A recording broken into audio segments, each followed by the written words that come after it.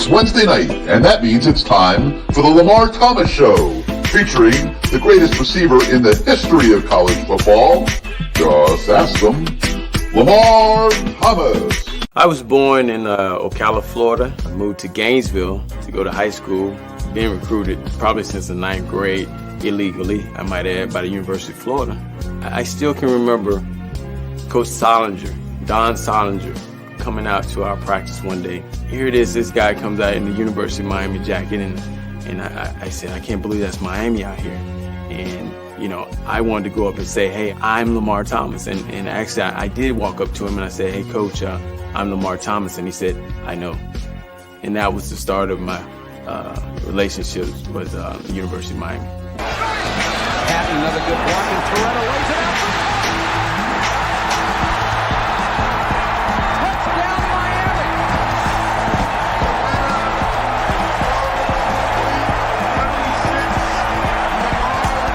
You come down here, you'll be on TV every weekend, dominating. I thought about it. I said, man, where do I sign?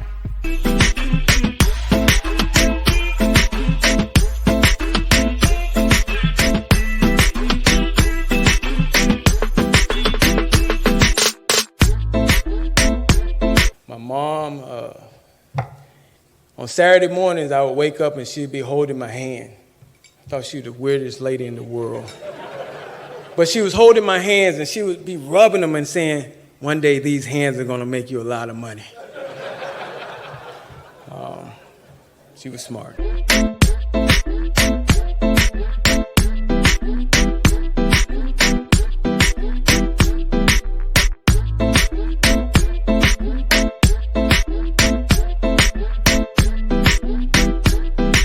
So now, here he is, the great one, along with co-host Gary Furman of Canesport.com, Lamar Thomas.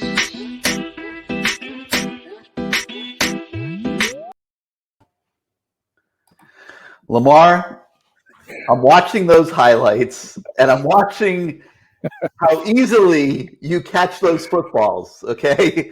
And I'm thinking back to last Saturday night in College Station and watching all those balls hitting the ground, and I'm thinking, Lamar made it look so easy. Why isn't it easy? But we'll get into that in a minute. Let me welcome everybody to the Lamar Thomas Show for this week. It's our fun time on Wednesday night. We got a great show for you tonight. We'll have Art Kehoe on the show later on. We'll have Antrell Roll on the show later on. We get to watch Lamar sit at Caneswear, our illustrious sponsor, in an absolutely kick butt, if you like loud, which Lamar obviously likes loud. What is that, like a dry fit shirt that you're wearing there? Yeah, it's like a dry fit, man. This is so comfortable. I mean, it's sweet too. I mean, this is my game wear for Saturday. So, you know, if you see me on Saturday and you like it, you know where to go, come to get it. It's Caneswear right here on University. Come on down and get your shirt. This is sweet, man. This feels good. And get the now. This is a medium. Okay, this is a medium. The large I kind of swam in a little bit. So get the you know, it's a little big. So get the smaller size and it'll fit you well. Well, you can see Lamar is surrounded by all kinds of great Canes merchandise there at Caneswear. If you haven't loaded up on your Canes gear for this season, great place to stop on your way to the game, and we'll be telling you more about it as we go forward in tonight's show. And Lamar, who's giving you dinner tonight? We might as well. Oh yeah. We might as well get all the shout outs. Las Spadas, baby. Oh, Las Spadas, the best damn hoagies in town. And check this out. Ooh, I got the ham and cheese right here. Now my daddy says I can't eat while I do the show. So, Dad, I won't eat while I do. But this is a ham and cheese. I'm gonna tear this up with pickles. Oh boy, and well, I'm gonna eat this for about, well, I could eat tonight and maybe tomorrow. Got my barbecue chips, the dirty barbecue chips, and of course my Coca-Cola. And I mean, this is great, man. I can't wait to taste this thing because, you know, they say the best damn hoagies in town. So they are, man. I believe it. I mean, if you like a lot of meat on your sub, and you like big old sub, La Spada is definitely the place to go. You don't get shortchanged at La Spada, and it's right there in the same plaza as Canesware. Right in the same place. So you can do a little double header there, and you won't be sorry. Maybe on game day, you come, you buy some stuff here, and on the way to the stadium, because you don't want to play those stadium prices, you grab a sub. How about that? You got a 3:30 kickoff this week, so I just did a spot for them. How about that? The spotters. There you go. Bang. All right, so let's talk some football, man. I'm a little different. You and I talked a little bit about it. I left that stadium on Saturday night feeling pretty good about what I had seen, and obviously not about the result. I mean, but when you muff a punt, when you miss 2 field goals, when you leave all those plays on the field with the drop balls, you're probably not beating a decent team on the road, Lamar. And so my thoughts went to, can they build off of this? And I'm thinking to how dominant they were at the line of scrimmage on both sides of the ball. I thought Miami won the line of scrimmage on both sides of the ball. And I'm thinking to myself that if they can take that level of passion and intensity and physicality into the ACC Coastal, that they will win the ACC Coastal and they will end up in Charlotte. But the ACC Coastal is getting a little trickier, Lamar, because you got North Carolina sitting there right now. They're undefeated. They play Notre Dame at home on Saturday. And if they could beat the Irish, then next week they get Virginia Tech.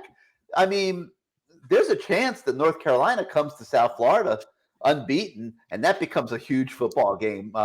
So this is not going to be a walk in the park. There's always surprise teams that play better than expected. Pittsburgh's a dangerous team. I think that road game at Virginia is a dangerous game.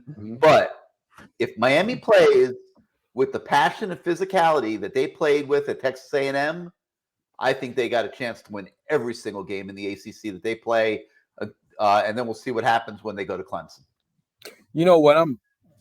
My thoughts go to, they lost the game. And, I'm not trying to make no excuses. The one thing I love about it is, Mario is from the same cloth. There's no excuses. We got to get better. We had our chances. We just didn't do it. We got to get better. We got to catch the ball better. Obviously they did a great job of keeping the quarterback. I think he had 5 hits the whole night. They kept him no sacks. The offensive line opened some holes. The defensive line played well. I think they got 3 sacks. There were some positives, and there's something to build off. But make no excuses. We didn't win the game, and so as a Hurricane that played during that era where we were expected to win these games, I'm expecting Mario to win these games as we go forward. Because let's be honest, when we looked at this schedule, everybody said 10-2. Maybe that's what it was, 10-2, 2 losses. I said 9. I said I thought 9-3. 9. Something along those lines. But you kind of figured in that maybe we got that hope, that false sense of hope, maybe because of the Appalachian State game. Okay, there was an opportunity, and you take it. They had some guys out, but they just weren't good enough that night. And who knows? This next week they come to practice. They do the things that they're supposed to do. Like, how about staying after practice and getting better? These receivers, I don't know if they are. I hope they are, because here's the deal: the great ones, and not saying I was great. I consider myself okay. Sure, you're not saying you were great. Those okay guys, maybe the great ones like Michael Irvin, okay, but those okay guys like myself. If I drop the pass in the game, I damn so gonna run that route at the end of practice a couple of times, more than a couple of times, because I want to get that out, put that to bed. I prided myself in making catches, and that's what a receiver. Hell, I got to play it because I was blocking. I blocked. I've been in on all the blocking plays, but when they checked and threw the ball down the field, I was able to make plays, and I prided myself on making those catches. Now, I just say put in that work, guys. If you're listening, put in the work. If you want to be successful at catching the football, it's not when Coach Gaddis is around. It's after practice, it's pre-practice, it's catching balls with your girlfriend. You know, it's going to the jugs machine, taking the time to make these catches. It just doesn't happen just because you're wearing a U. You know, you got to put that time in to be great. And so I'm hoping these guys, man, because that to me was my opinion. We had too many footballs on the ground, and you can't win a ball game like that. I mean, the muff punt, yeah, okay, but you still had your chances if you catch the ball. And it wasn't just the wide receivers, but we need to find a playmaker on the outside other than the tight end, Mallory. You know, Restrepo's out. So, Brashard, you got to step up. You dropped the ball. Okay, it happens, brother. We've all dropped them. Now get yourself together. Oh, Gino Toretta's here. Go get yourself together and work. Get yourself together, man. You're still young enough. Get it out your head. Your team is going to be behind you. That's what teammates do. They're going to patch, they're going to be behind you. They're going to support you. The team is going to support you. Go on. You got a great game coming up against this Middle Tennessee State game. I mean, Middle Tennessee, I'm sorry to call them state, but, it pretty much should be. So go out, have a good game. That's how it goes. I want you to watch this, and I'm not picking on him, and I hope he's not watching because I'm definitely not trying to pick on him, but this really bothered me. This is the last play.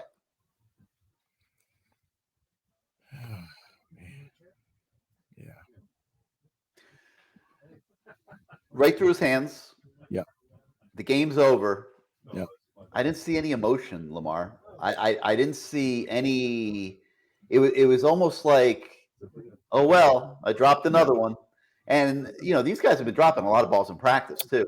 Mm-hmm. That bothered me a little bit. Like, you don't want to pound somebody when they're down or whatever, Mm-hmm. but it just seemed like too much like oh shucks to me for me. Like, yeah. I didn't see any devastation there. Well, we don't know how he's dealt with that. We really don't know. We just hope that he can come back from it. Because Gino Toretta just picked out a national championship hat. So he's really there. Yeah, he's really here. Gino Toretta, my quarterback, is really here. Like I said, we don't know how some people deal with certain things, and like you said, you probably would have wanted to see some emotion, but he's a young kid. He's a young guy that got an opportunity. He wouldn't be in the game if Restrepo wasn't hurt. But at the same time, it used to be those guys behind you. They weren't wishing no injuries on you, but if it happened, too bad for you. It's my turn. It's my turn. I can tell you right now, AC Tellison, I guarantee he wanted some bad things to happen to Lamar Thomas because he wanted to get in the game and build and try to build his resume. But I wasn't getting hurt. I refused to get hurt. So AC, if you out there listening, I'm sorry, man. Sorry about not giving you playing time, but I had to catch every ball that was thrown. So my bad. But so when the kid like that, Brashard, he gets his opportunity, he has to make that play because this receiving core, they really need someone to step up and make the plays. And it gives Josh Gaddis a little bit more confidence in calling plays. I'm pretty sure if that play was meant in his mind, games on the line, Restrepo, that's a play I saw him catch in practice over and over and over and over again as I was standing out there 2 or 3 times. They started off one scrimmage with that play. It was a bad throw by the quarterback. They came back the next play, threw it to him. He caught the ball, turned upfield. So that's definitely one of their bread and butter plays. Just wasn't ready. Just wasn't his time. And it was not just the receivers. I mean, yeah, you're right. Henry Parrish had a very critical drop earlier in the game on 3rd down. Man, how's your picture look to you, Lamar? Does the picture look okay? It's looking a little fuzzy to me. I don't know what's up. My picture's fuzzy? To me. How's it look? Ask the viewers over here. Type something, guys. Tell me is my picture looking good? High def, I think. Gino said high def. I hope it is. It's for me. I'm hoping it's. You're right. It wasn't just him. It wasn't just him. I mean, you talked about it. You know, they got to get some leaders out there. Oh, somebody said terrible, not good. What is wrong with my camera then? No, it's not your camera. It's the connection. That's the Why don't you connection? real quick refresh your screen? Okay. And All come right. back in and come back in. All and right. I'll do that. and then we'll Thank you. Thank you, guys. Thank you. It says pick up. somebody said I look like I'm on VHS. So go ahead and bring in our other guy. I got Bruce. Back. I got Bruce Warner coming in here. Yeah, and Bruce, you and I have talked a lot about this. The drops and the self-inflicted wounds that Miami experienced in that game. I think the important thing is that it absolutely crushed it. Like I want to see those kids just so mad about losing that game after they dominated so many segments of it that it drives them to get better quickly because this North Carolina team can score some points now. They scored 63 on App State, which played a tight game with Texas A&M. So I'll make the deduction, putting 2 and 2 together there, that North Carolina's offense is better than Texas A&M's offense. Yeah, I agree. Yeah. But last night you also mentioned about some plays, and I heard the coaches mention that was Mario and I think maybe Gaddis, like Rooster getting tripped up a lot. You mentioned it last night on the show when we had Darryl Spencer on. You can't get tripped up like that. And I thought he got tripped up a lot when he was, in his first year here. You got to be able to break through those things, and that cost us. That cost us big chunk yard the other day. There was little things that happened in the game that weren't good. The drop balls. Look, I'm not going to sit here and say I was thrilled with the play calling. I'm not going to sit here and bash Gaddis. I won't do that. But I do think that they kind of played into A&M's hands a little bit by not using the other tight end, because Arroyo is really dangerous. He's a mismatch. I understand you're going to see a little bit of Skinner this week, and probably because they're concerned about the receivers catching balls. And even last night, Darryl was telling us, you got to keep working at it. You got to keep working at it. But I remember like the first or second spring practice, you put a column in there about balls getting dropped, and nothing really changed except maybe the last week before the first game, there was all this puff about how good they were. But they haven't really shown it. They're still dropping balls. But the rest of the game, I thought we played great. I'm not involved with field goal kicking. I don't know whether, Mario said it was too much of a line drive or whatever. But overall, the defense was hitting. They were aggressive. They were physical, the offensive line. So, and the running backs ran well. Although, I wish they would have gone outside a little bit. But I thought overall, I'm very encouraged, assuming they fix these receivers, because I'm very encouraged about what's going to happen going forward. All right, you're going a little blurry on me now, but I'm going to flip you out. I'm going to switch you out for a minute, and I'm going to bring LT back. That's a little better, and then see if Bruce is getting clearer. But anyway, Bruce, you look like a ghost, man. I'm white. Hey, I can't get tan like you, Lamar. I have skin cancer issues. I just can't sit out in the sun like you guys. All right, you're a little more permanent than mine. Yes. All right, so LT, you're a little bit more matter of fact. You don't want to make excuses. It's about winning now. And so what were your thoughts when you turned the TV off on Saturday night? Miami has not won one of these games since 2005, LT.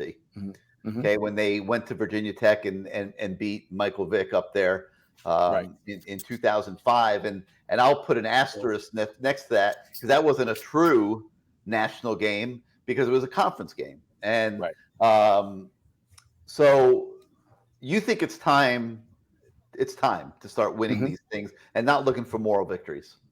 Right. I really do. And I think we got the right guy. I just watched his press conference and, I think he's the right guy. I think it's going to happen. We've been making excuses for a long time and I got sick of hearing it, that's why we wanted to do this show. We don't work for the University of Miami, so it's not as you're riding home and not saying those guys, but they do work for University of Miami. They have to say certain things. And as I'm riding home, I'm saying, well, what game did those guys watch? That's not the game I watched. So we can say what, last year I didn't want to say anything about Manny Diaz being fired because I'm a coach. I thought it was kind of unfair to him to speak on that when he still had the job. And it's more than just him getting fired. So I kind of skated around that. And of course, Bruce went full bam right into it. But no excuses here. I think we got the right guy.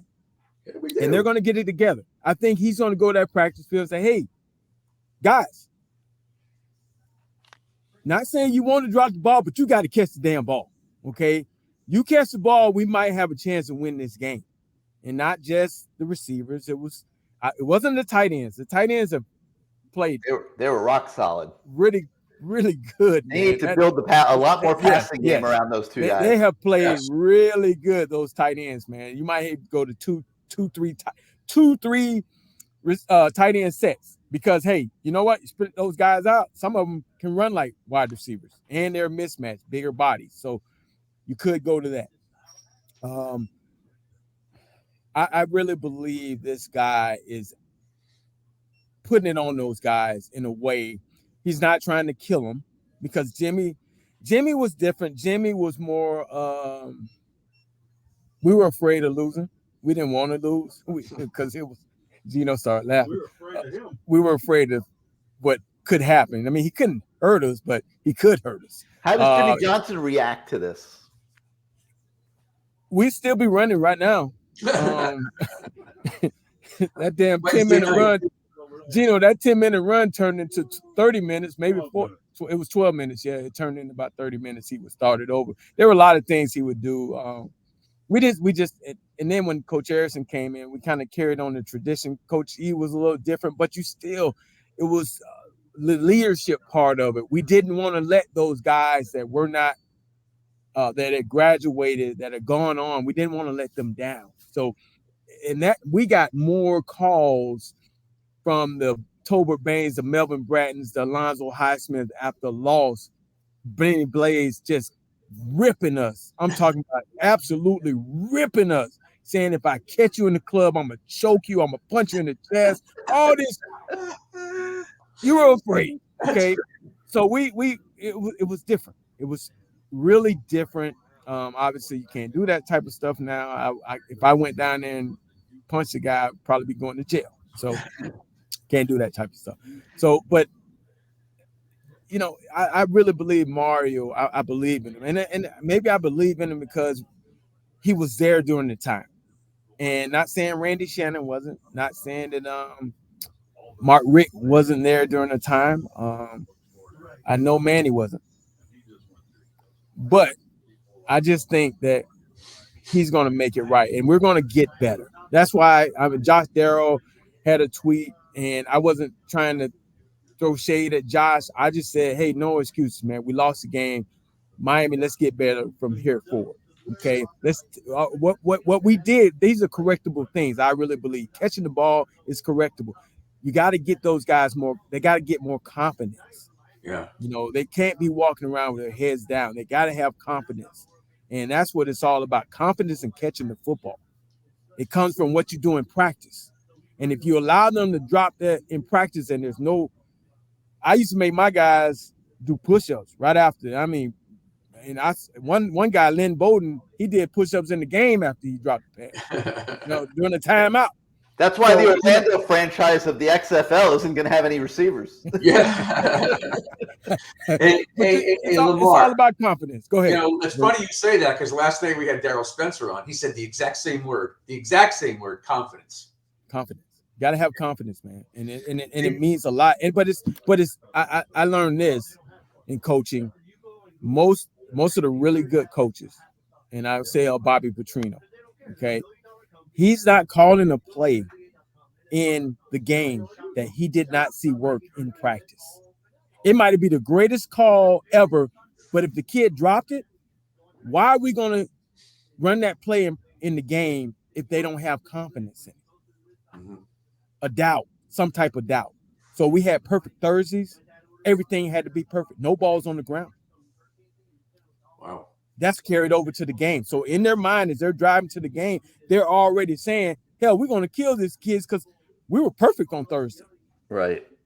Hey, while you got the quarterback in the house there, let's talk a little Tyler Van Dyke. Yeah, okay. I'm glad you said that because I was going to ask LT to ask Gino that question. He has not been the same Tyler Van Dyke that we saw last year. Now, I don't know if it's circumstance. Right. I don't know if he's just not comfortable yet in this offense. Mm-hmm. I think there's a lot going on, and I my personal opinion is this is not the same as it was last year. Mm-hmm. It is different now. It's a different offense too. Yeah, but I mean, everything's different. Everything, his whole world has changed. Okay, the offense, the head coach, the coordinator. He's got agents now. Mm-hmm. He's got and the guy behind him is getting paid money. Mm-hmm. Yeah, and he's talking about going to the NFL, mm-hmm. and he's got hundreds of thousands of dollars of NIL deals, mm-hmm. and it's a lot, man. It's a lot to go in what 9 months from living in anonymity, just hanging out at practice, competing for the second string job, not really being that worried about it because the Eric King's coming back, and now you're the guy. You're expected to be the man. You're expected to deliver victories. You're expected to perform at an NFL level so that the pro scouts like you, so that you can be this top shelf NFL first round draft pick that your agents have told you that you should be, and that you're going to go pro in the spring. And I mean, it's a lot in that kid's head. His offensive line is better though. That is true. His offensive line is a lot better than last year. And that's a positive. I mean, you coming into this game now. I can say this. And I'm a little afraid of saying this now. Is Texas A&M line really that good or bad? Because they got 2 weeks in a row, they got their butts handed to the defensive line of Texas A&M. Now, so we'll see. Yeah, but as far as confidence for the University of Miami and their O-line and that quarterback standing back there in the pocket, only taking 5 hits a game. Hell, Gino used to take 30 to 40 every game. So, I mean, to only get your jersey dirty a couple of times and no one really laying on you, that's a good positive thing. I just think he needs to relax. He needs to relax a little bit and take charge, obviously. You are the quarterback. You are the guy. So, you have to be in charge. You got to get all those guys together and relax a little bit, man. He might be stressing a little bit. Maybe that's Gino a lot. Can swing around the desk there and tell us what he thinks real quick. Gino's at the counter buying extra large hats. Well, tell him to come around and lean over your shoulder and talk into your microphone. Hey, Gino, they want you to come over here for 1 second. That's gonna cost me something. I heard he was on this show. Who? Huh? What'd you say, Gino? I already was on this. Yeah, show. Gino was already on. They just want you. Gino said about Tyler Van Dyke, he just needs to get better. Right, Gino? Just needs to what? Something. They need to make the connections. They need to make the connections. That's all he's saying. They need to make the connections. I mean, as far as from quarterback to receivers, they just need to be more consistent. I don't know. I don't think in my 28 starts we ran for that many yards in any game. Yeah, we didn't run. Gino just said in his 28 starts, we didn't run for that many yards, and I wouldn't allow that because I would have said so. Except for Penn State when they rushed 3 and dropped 8, I kind of said, all right, let's just keep running the ball, guys. Let's not have a repeat of 1987. All right. We did not see balls going into the dirt last year. And we've seen several now this year. In the beginning, there was some when the game was still going fast to him. And then when it slowed down for him, he got better. But this year it's a little different. There are some footballs going in the dirt. And he's had some errant passes. But I just think he needs to, it might be all confidence. You take his confidence guys away. Gino standing right here. I'm learning the new system. I would say if you took Kevin Williams or Coleman Bell away from Gino, he would be a little nervous too. Not saying Lamar Thomas because I wasn't as good as those guys. So where's all this humility coming from? Well, hey man, you gotta show some humility every now and then, right, G? No, he said no. What about throwing some shorter passes to get his confidence and his rhythm? The quick game always. The quick game is always a good confidence builder. Yeah, you know, I didn't see it. They were taken away. Hey, when Jalen Knighton went out of the backfield on a pass route, they were all over him. Well, they didn't want him to touch the ball. That was smart of them. That was smart. Gino just said something that just took me back. So we ran a lot of quick routes because Coach Harrison said it's freaking stealing out there. It's freaking stealing, and it was. And they also got the ball out of his hands and us into the hands of the playmakers for us, and it builds your confidence. So they just got to get more confidence. I really believe those guys can do it. They just got to get confidence, and that's the whole thing about playing receiver. If you're a guy that has no confidence, you might as well be shift on down, gain a little weight, eat some steaks or subs in the training table, and become a tight end and just block. Does it look to you guys at all? And you can ask Gino this question too if you want. But is Tyler Van Dyke trying too hard? Does it look like he's just trying too hard, and as opposed to just like you said, relax and just let it happen? Well, he might be trying to he is supposedly the face of the program, so he might be trying a little hard. But again, not making excuses for him, okay, guys, not making excuses. But there are, like you just read off, a whole big old thing of all these things going on. Hell, I fell asleep while you was in the middle of it. It's a lot of stuff going on. So just needs to relax and trust those guys. But those guys need to do what they need to do so he can have trust in them. Like, they need to stay after practice, catch footballs. They need to say, hey, man, we ain't going to class today, man. We finna throw. Well, I know one position group that did pretty well the other night was the DBs. Yes, DJ Ivey has never looked as good as he looked the other night. And, so I was very happy for those guys in the secondary. I was very happy for DJ Ivey. I thought they played well. Again, confidence. Here's a guy that looks like a Greek god, and so you hope he plays that way. And he had a good game. So I was happy. He was covering bigger guys though, not these little guys that could dart around the field. So that helped him too. That helped. Yeah, he was all over those guys. Well, we got a guy in the lobby who he was a Greek god long before DJ Ivey, and still is a Greek god, and that's Antrell Roll. And let's bring Antrell onto the show. And Antrell, how you been, man? Welcome to the Lamar Thomas Show. You ain't taking no break. Antrell, can you hear us? You got to turn your sound on. All right, G. Gino's out the building. He bought some big old hats, so you'll see him somewhere in a local golf course. I took care of your sponsor. He took care of my sponsor. Good job, Gino. Text Antrell and tell him he has to put his okay. He's got to put his speaker on, I think. All right, let's see here. Let's see. Antrell Roll. Exactly the same. He looks great. Tell him to check his settings. Check your settings. Hey, Bruce, while we're getting Antrell wired in, we'll take a look at some of these chat posts, because my man Cranwriter, he was spamming the living daylights out of this chat last night on Kane Sport Live, and he's back in action. Man, I heard that last night. He's back in action on the Lamar Thomas. Who is he? Show. Crayon Writer? Yeah, Crayon Writer. Yeah. Oh my God. He's a 40-year Canes fan. I love these guys, man. The fact that they're here every week, and this is awesome, man. The fact that and we need to do more talking about some of these. Well, Benzo Canes with you, Lamar. He says it's time to knuckle up, finish strong, no excuses, no need to blame anyone. Lost as a team, finished as a team. I agree. I just, enough with all the excuses. We've been hearing that for years, and they were able to spin it. We had guys that were able to spin it. Manny, that staff, they spun it, and I don't want to spin no more. No, I want to win ball games.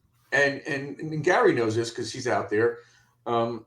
the players were saying as soon as Mario got here, that the practices were harder, they were different, things were different, the attention to detail was different, the physicality is different. So he's changed a lot of things for the positive. So yeah, I'm not happy we lost, but I'm very happy we didn't get blown out. We weren't embarrassed on national TV. We made some mistakes that can be corrected. Got to take care of business Saturday. Then we have 2 weeks to get ready for North Carolina, who we owe a whooping. Yes. Not a victory. We got to kick their ass. Thomas Smith at a alumni function last weekend, came up to me and said he will be here. Thomas Smith played defensive back for the North Carolina, played for the Buffalo Bills, went against him many times.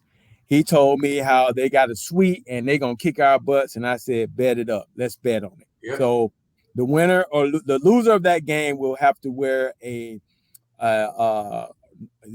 well, I'm not wearing a North Carolina shirt, but he will have to wear a University of Miami outfit to I think you should set him that shirt you're wearing. Yeah. The next alumni deal. How about that? So how about the shirt you're wearing, man? That'd be perfect. Yeah, man, this shirt is sweet, dog. I'm feeling good in this shirt. I feel like I could. You hear us now, Antro? Yeah, I'm all good. Oh, there we go. That's my guy. How you doing, man? I'm good, bro. What's happening? How was practice? Man, we got canceled today. We got rained out today, man. Oh man. So I've been waiting for y'all for a long time now. So let's get it on. So he coaches his son's little league team. Is that correct? Yeah. 7U at Kendall Boys and Girls Club. And how is coaching? So cool. How is coaching? You know, it's been great. You know, it keeps me level. It's a lot of fun, but it's a lot of challenging dealing with those parents, man. It's a lot parents. of challenges. Parents. And, you know, listen, we compete at all levels, right? So it's like I tell them, you know, some of those parents be like, hey, you know, you go for the fun of the game and you know, to learn. Yeah, you're going for the fun of the game and to learn and to win. We win at all costs, you know. And a lot of those parents don't understand that. And I tell them, I keep it 100 with them. I tell them, listen, this is not the YMCA. This is not the YMCA. We play to win. We develop in winning spirits, winning attitude. We win at all costs. Wow. How old are these kids? How old are the kids, Antro? My son is 7 years old, and I have twin daughters that are 5 years old. Wow. So the 7-year-old, he getting recruited by Miami yet? Listen, man, they better step up their game if they want to recruit him. So, okay, I'm going to ask you the same question I ask every one of our guests. Why Miami? Why did you come to the University of Miami? Why? Man, what's crazy about that is I was leaning more towards Florida. You know, listen, I thought I was going to be a Gator. If you would have asked me, you know, before signing day, going through the visits and everything, where I would end up, I would have told you Florida. That was the leading candidate at that time. And I literally made the mistake and went to one UM practice. One. And while being at that practice, I saw something that, you know, an 18-year-old kid eyes have never, ever witnessed before. I saw pure dominance. I saw practices that were like you're trying to decapitate someone's head. And once the whistle blew, I saw a brotherhood like no other. I've never been a part of all three phases at once. It was either you trying to take someone's head off, you leaving it as trying to take someone's head off. If there's going to be a fight, you leaving it as a fight. If there's brotherhood, there's not too much banging going around in the brotherhood. But I've never been a part of all three at once. And that's what I witnessed at that one practice at University of Miami. I believe it was Chris Campbell. He hit Jared Payton. And my God, I was like, bro, he hit him like he'd never known him or liked him a day in his life. And then once the whistle blew, he grabbed him. He helped him unbuckle his helmet and poured water down his face. And I'm thinking, damn, that's different. But it let me know this is their expectation. This is their level of competition. This is their example of iron sharpens iron. I love you. I'm going to protect you. But between the gridirons, I'm going to do whatever it takes to make you better.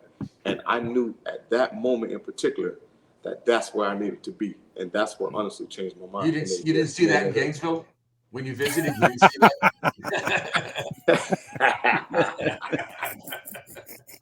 Listen, I was undefeated against Florida and Florida State for a reason during my time at University of Miami. Let's just leave it that way. Yeah. Well, I mean, you were undefeated because, you played on arguably probably the best team that ever played at the University of Miami. So you guys had a lot of talent, and you won games, and you dominated. But like you said, the brotherhood, you dominated because of that. Because you're like us. We believed in each other. I mean, and we policed each other. It don't matter who was the coach. We just understood that we work hard for a reason. And Saturdays, I feel sorry for you. I really feel sorry for you. That's the way we took it. I mean, what for you and that team, was it along those same lines?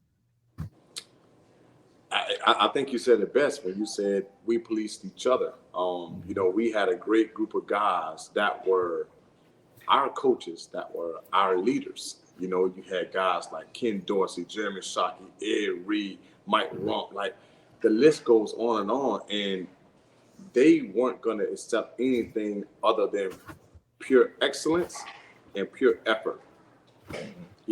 Not saying you couldn't make a mistake. No one was perfect. They understood that. But damn it, you were going to try to be perfect on every single play. And that's what they expected. They expected all out effort. And that's what you were going to give, because if you didn't, a guy in my position, I was a freshman who didn't redshirt. I was one of 4 freshmen that did not redshirt. And if you didn't go out there and display what you have practiced, what they have preached, what we have game planned, you were not going to touch the field again. And that didn't come from the coaches. That came from the players. Yeah. And we knew that they meant that through and through. And Trey, what do you think of the game on Saturday night? What were your general thoughts about that?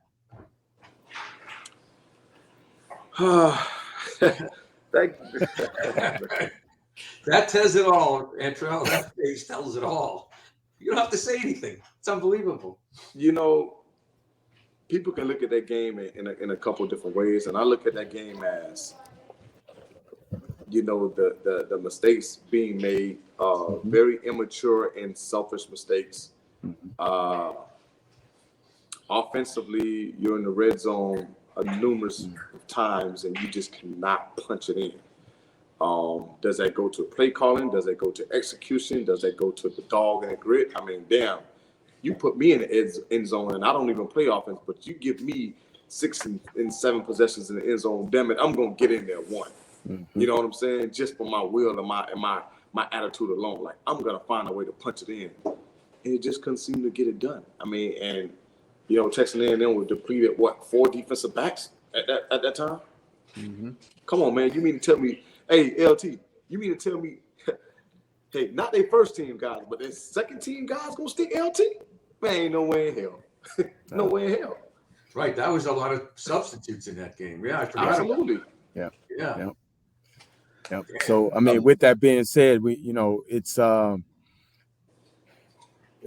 think we all were in a way disappointed by the outcome, but there is the rest of the season to go. And like I said earlier, I believe in Mario. I believe in the staff that he brought in here, and I just believe it's a different attitude. You got Lonzo in the building. They're not going to allow half-ass, And so with that being said, I'm pretty sure those guys, it wasn't a country club as we've come to be accustomed to hearing about after a loss. And it's funny that Antrell's saying what he's saying, because I agree with him. I left the stadium, like I said earlier, Lamar, feeling like really, really good about what I'd seen, other than the result of the game. Then we dove into the film study, and we looked at everything really close, especially all those plays. That there were 11 plays in the red zone, and we took a look at them. And there were a couple. There was one, and Arroyo to me needs to play a lot more. I think he's great. There was one goal line running play where he was the lead blocker into the hole, and he was just so lackadaisical like going in there, and the play got broken up. And if he had gone in with a purpose, it might have been a touchdown. And then there was another one where Rooster, I mean, they couldn't have had the blocking set up any better. I mean, he had Lamar Bruce could have scored on this play. Seriously. I mean, all he had to do was take a sharp cut to the left, and they had a wall of blockers lined up. He would have walked into the end zone, and he just ran straight. He didn't cut quite enough with enough purpose, and he got tripped up by the ankle. These are the little things that they're not good enough to not do all those little things well. Why? Well, why are they not good enough? They got recruited just like I got recruited, just like LT got recruited. 4, 5-star guys, 3-star guys, whatever. I don't care about the stars. To me, stars never made the players. But why are they not good enough is the question. Now you can't say that they don't have the great coaches because, listen, in my opinion, this is arguably one of the best coaching staffs assembled in a very long time at University of Miami. You know, so I have a firm belief in players play the game, the coaches coach.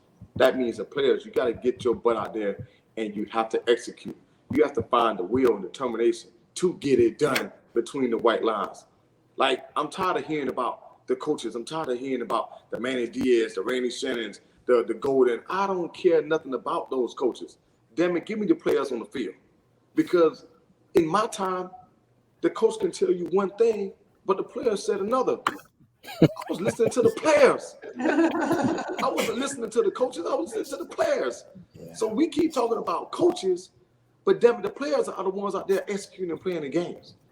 Yeah. And if you don't have that dog mentality to go out there and get it done, or to have that grit, or to have the smart, you can have 1,000,000 4-2 guys out there, but when they get on the field, they run damn 4-5s and 4-6. You know, it has to be able to translate. And that's what I'm not seeing enough of University of Miami players. Why do we not have those guys that it seems like the other collegiate teams appear to have? That's the question that I've been wondering for so long. People like to say, oh, well, you know, this is a social media area. These kids are different. Well, it's a social media area everywhere. Alabama have social media.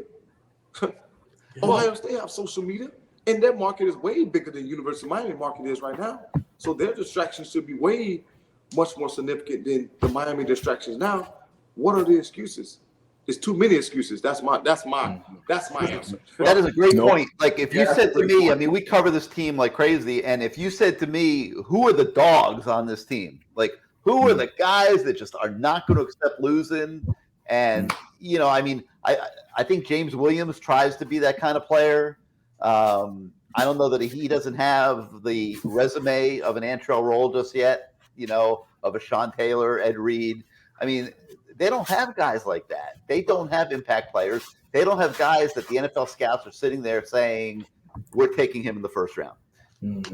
So I think it catches up to you in a lot of these games that you don't have. But Gary, you know what's important? We're all sitting here talking about Saturday and what we saw and what we like. What concerns me is we don't get better. We better get better. Yeah, got to get better.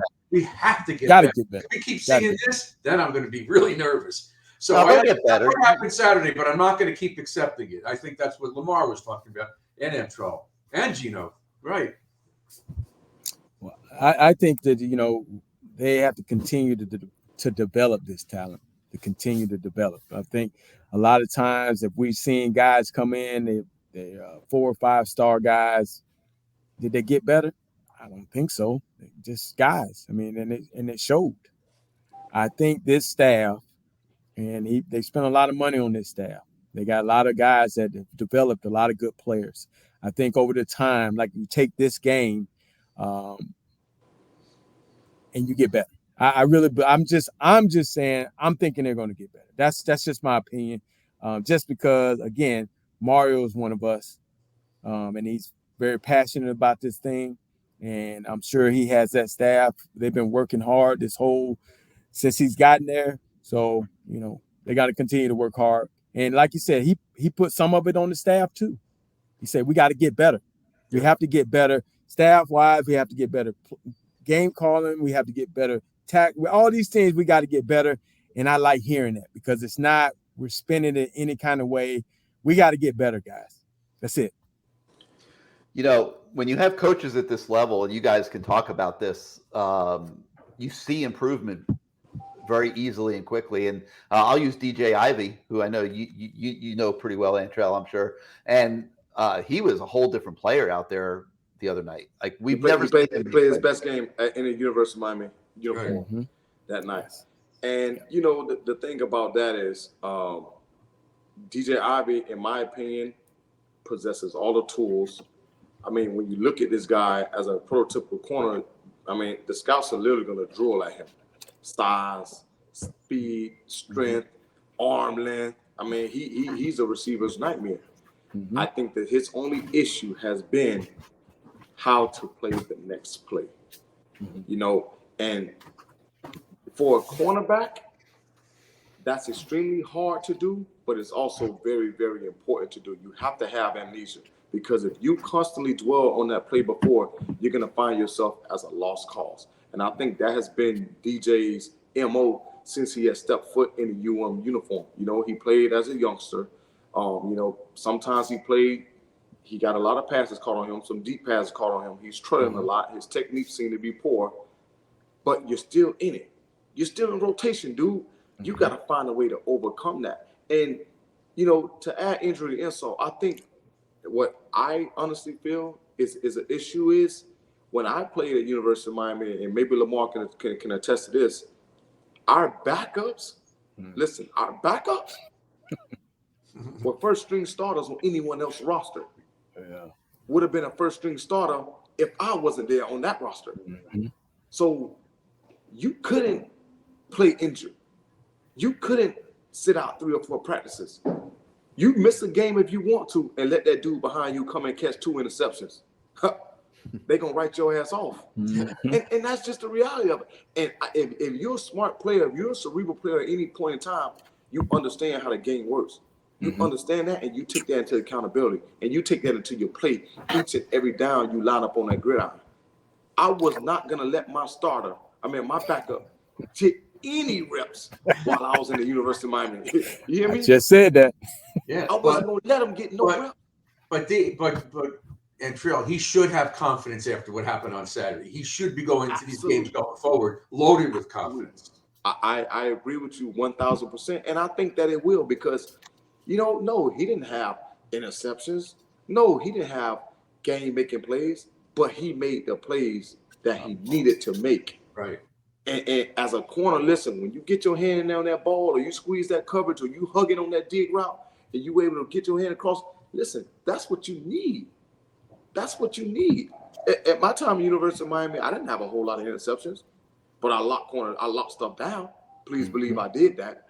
So listen, I'm very optimistic about this team. I'm very excited for this team. Yeah, you know, Saturday wasn't the performance that we wanted to see.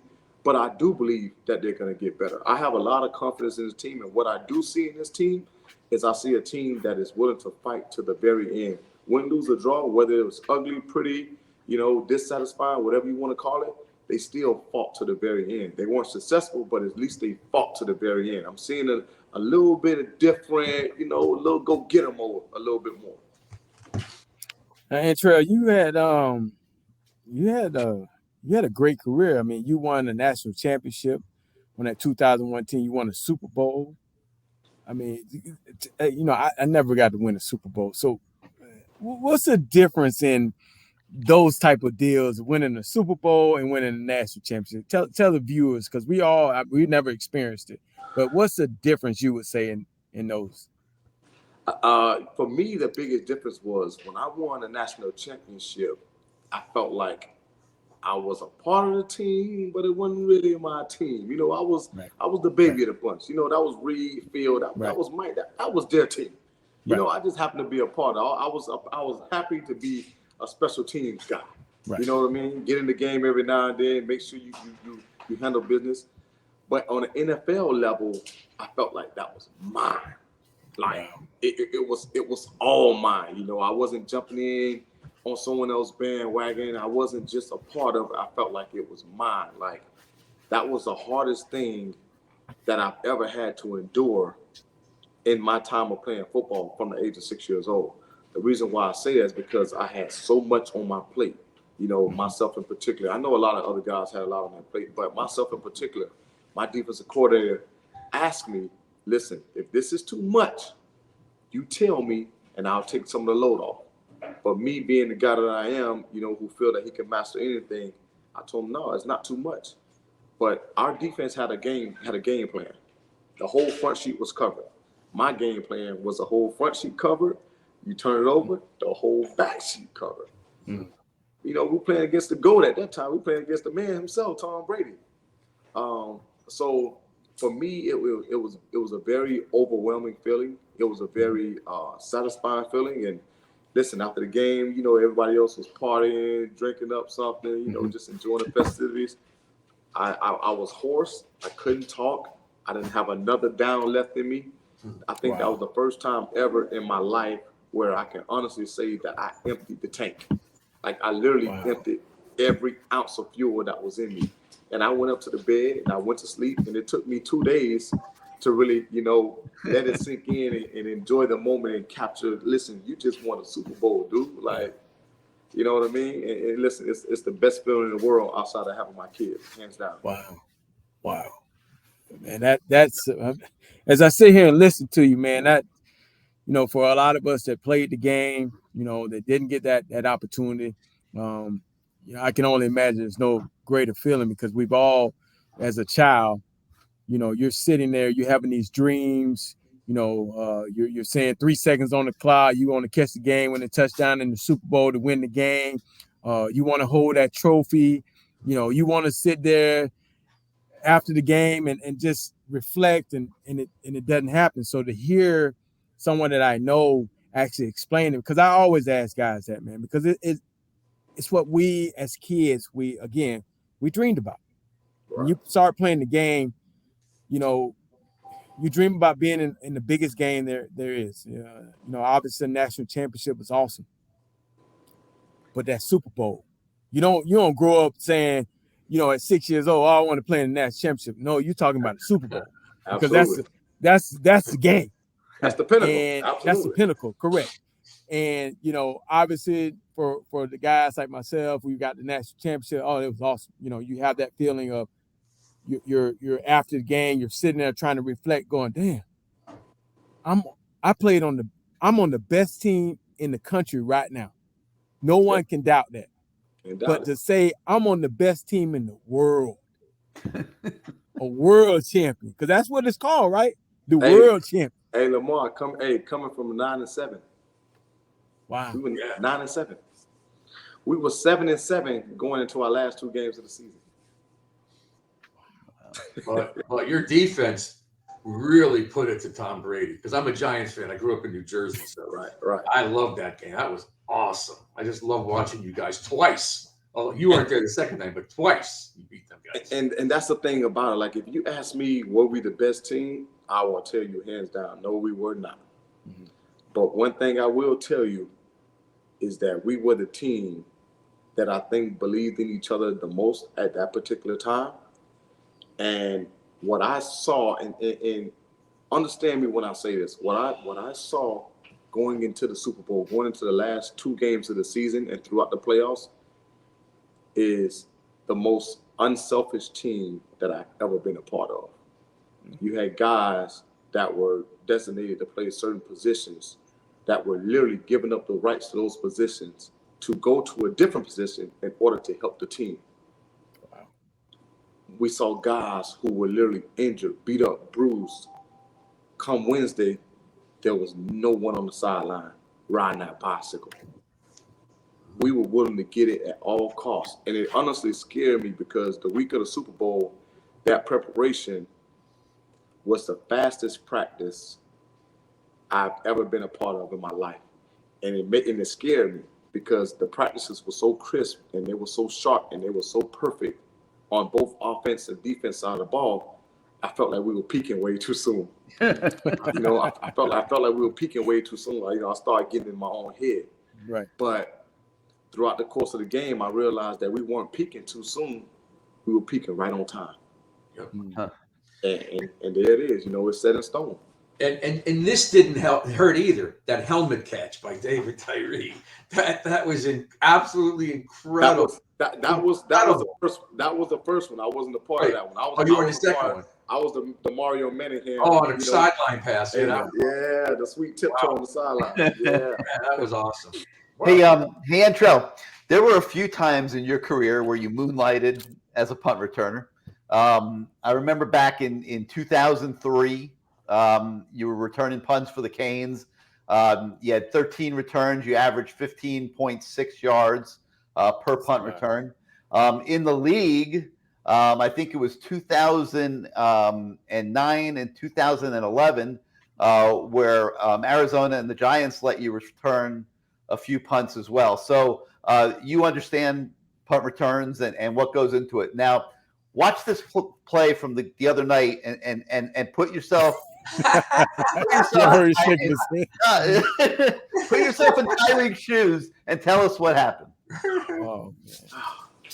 Gonna make me hit the vodka again, man. Dang. What's going through Tyreek's head? The ball bounces short of him. What's that Jeopardy? Listen, bro, I guess they say hindsight is 20/20, right? Because from my standpoint, there's no reason in the world he should have ever attempted touching that ball. Once it bounced and those guys were as close up on him as they were, now that's where you listen. As a punt returner, you have to have a certain type of vision. You have to have a certain type of feel that's around you. Punt returner and kickoff return are two completely different animals. You have to be able to have that peripheral. You have to be able to have that vision. You have to be able to, most importantly, have that field of your surroundings. They were right there in his space. The most you could have done is caught that ball clean and got wiped up. And got killed. You got killed. A death wish. The worst situation took place is you bobbled it, they recovered, then they scored a touchdown in the next series. Right. I mean, you put your. But he's not the normal guy. It's Restrepo. Restrepo wasn't there, so his loss really hurt Saturday night.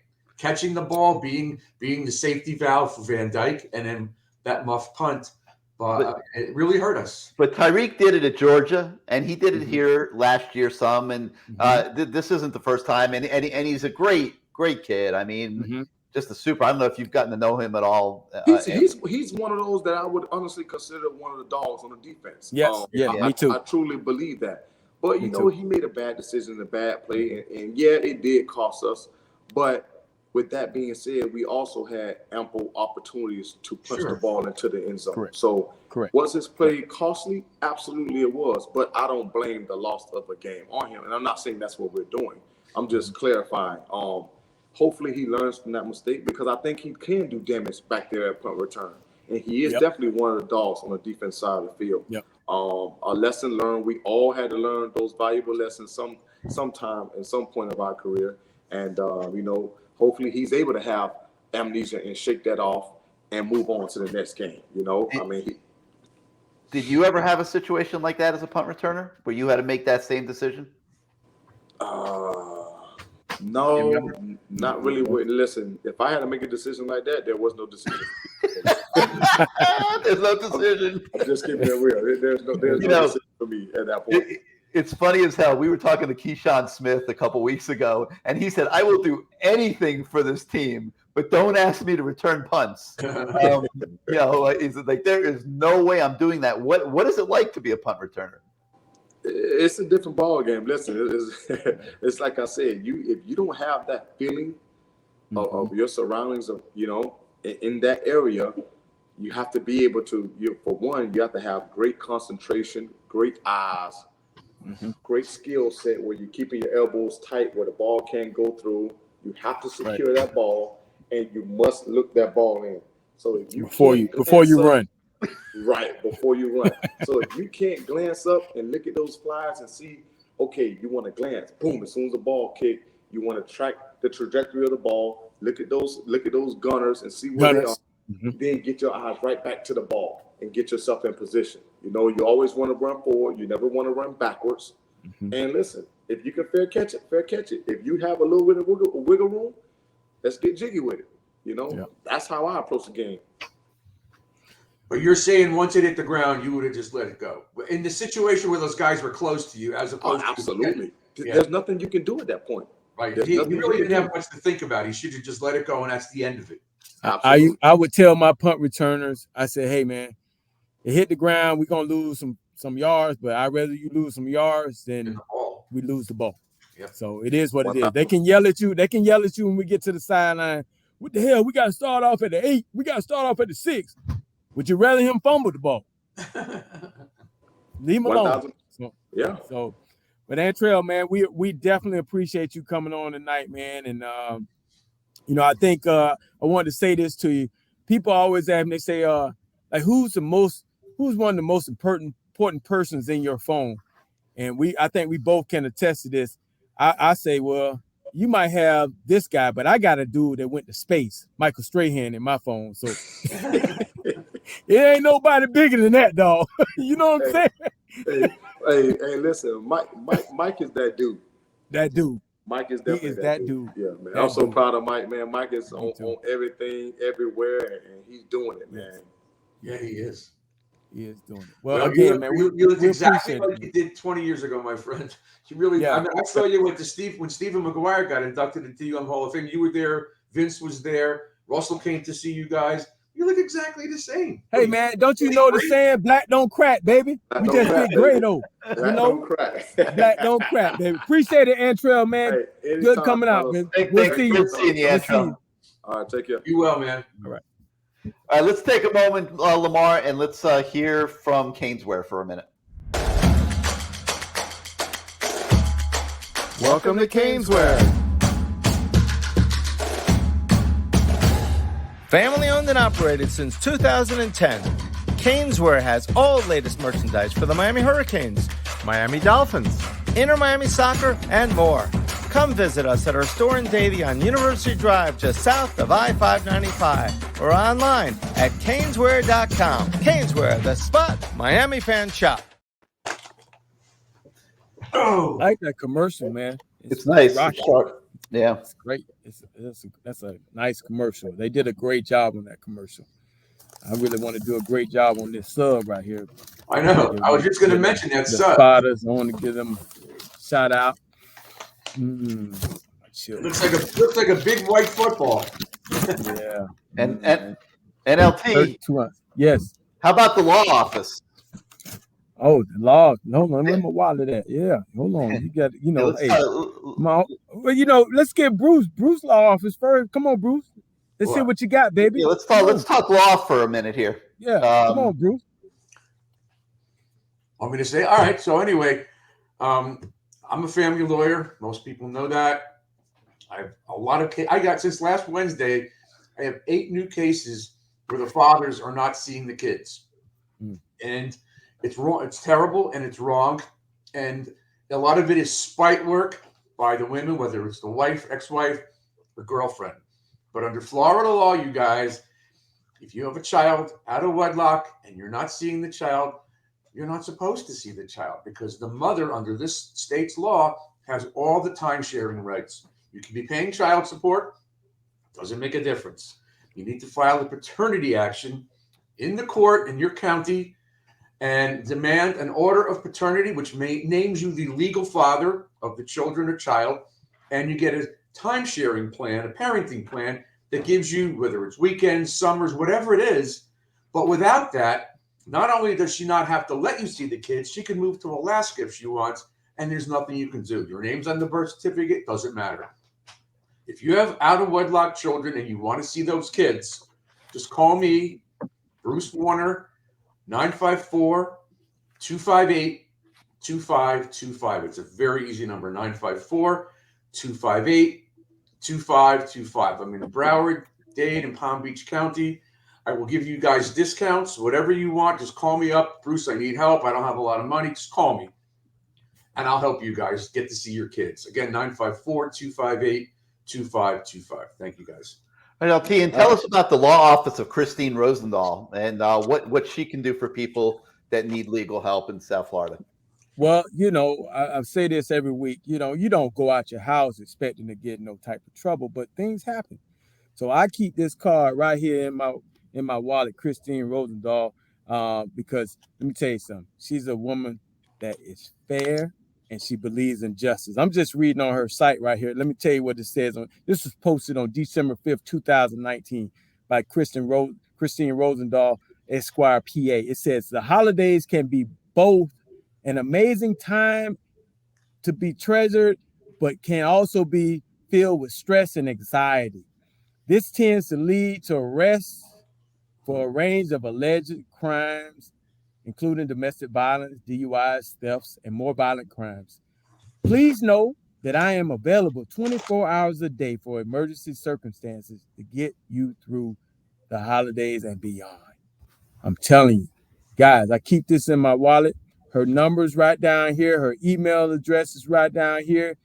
You just never know, man. You don't go out the house thinking something's going to happen, but to have somebody that you trust and you know it's going to do the right thing for you, you need to give her a call. So remember, Christine Rosendahl, the number's down there, 561-512-6199, and her email address is right down there. So, guys, take it.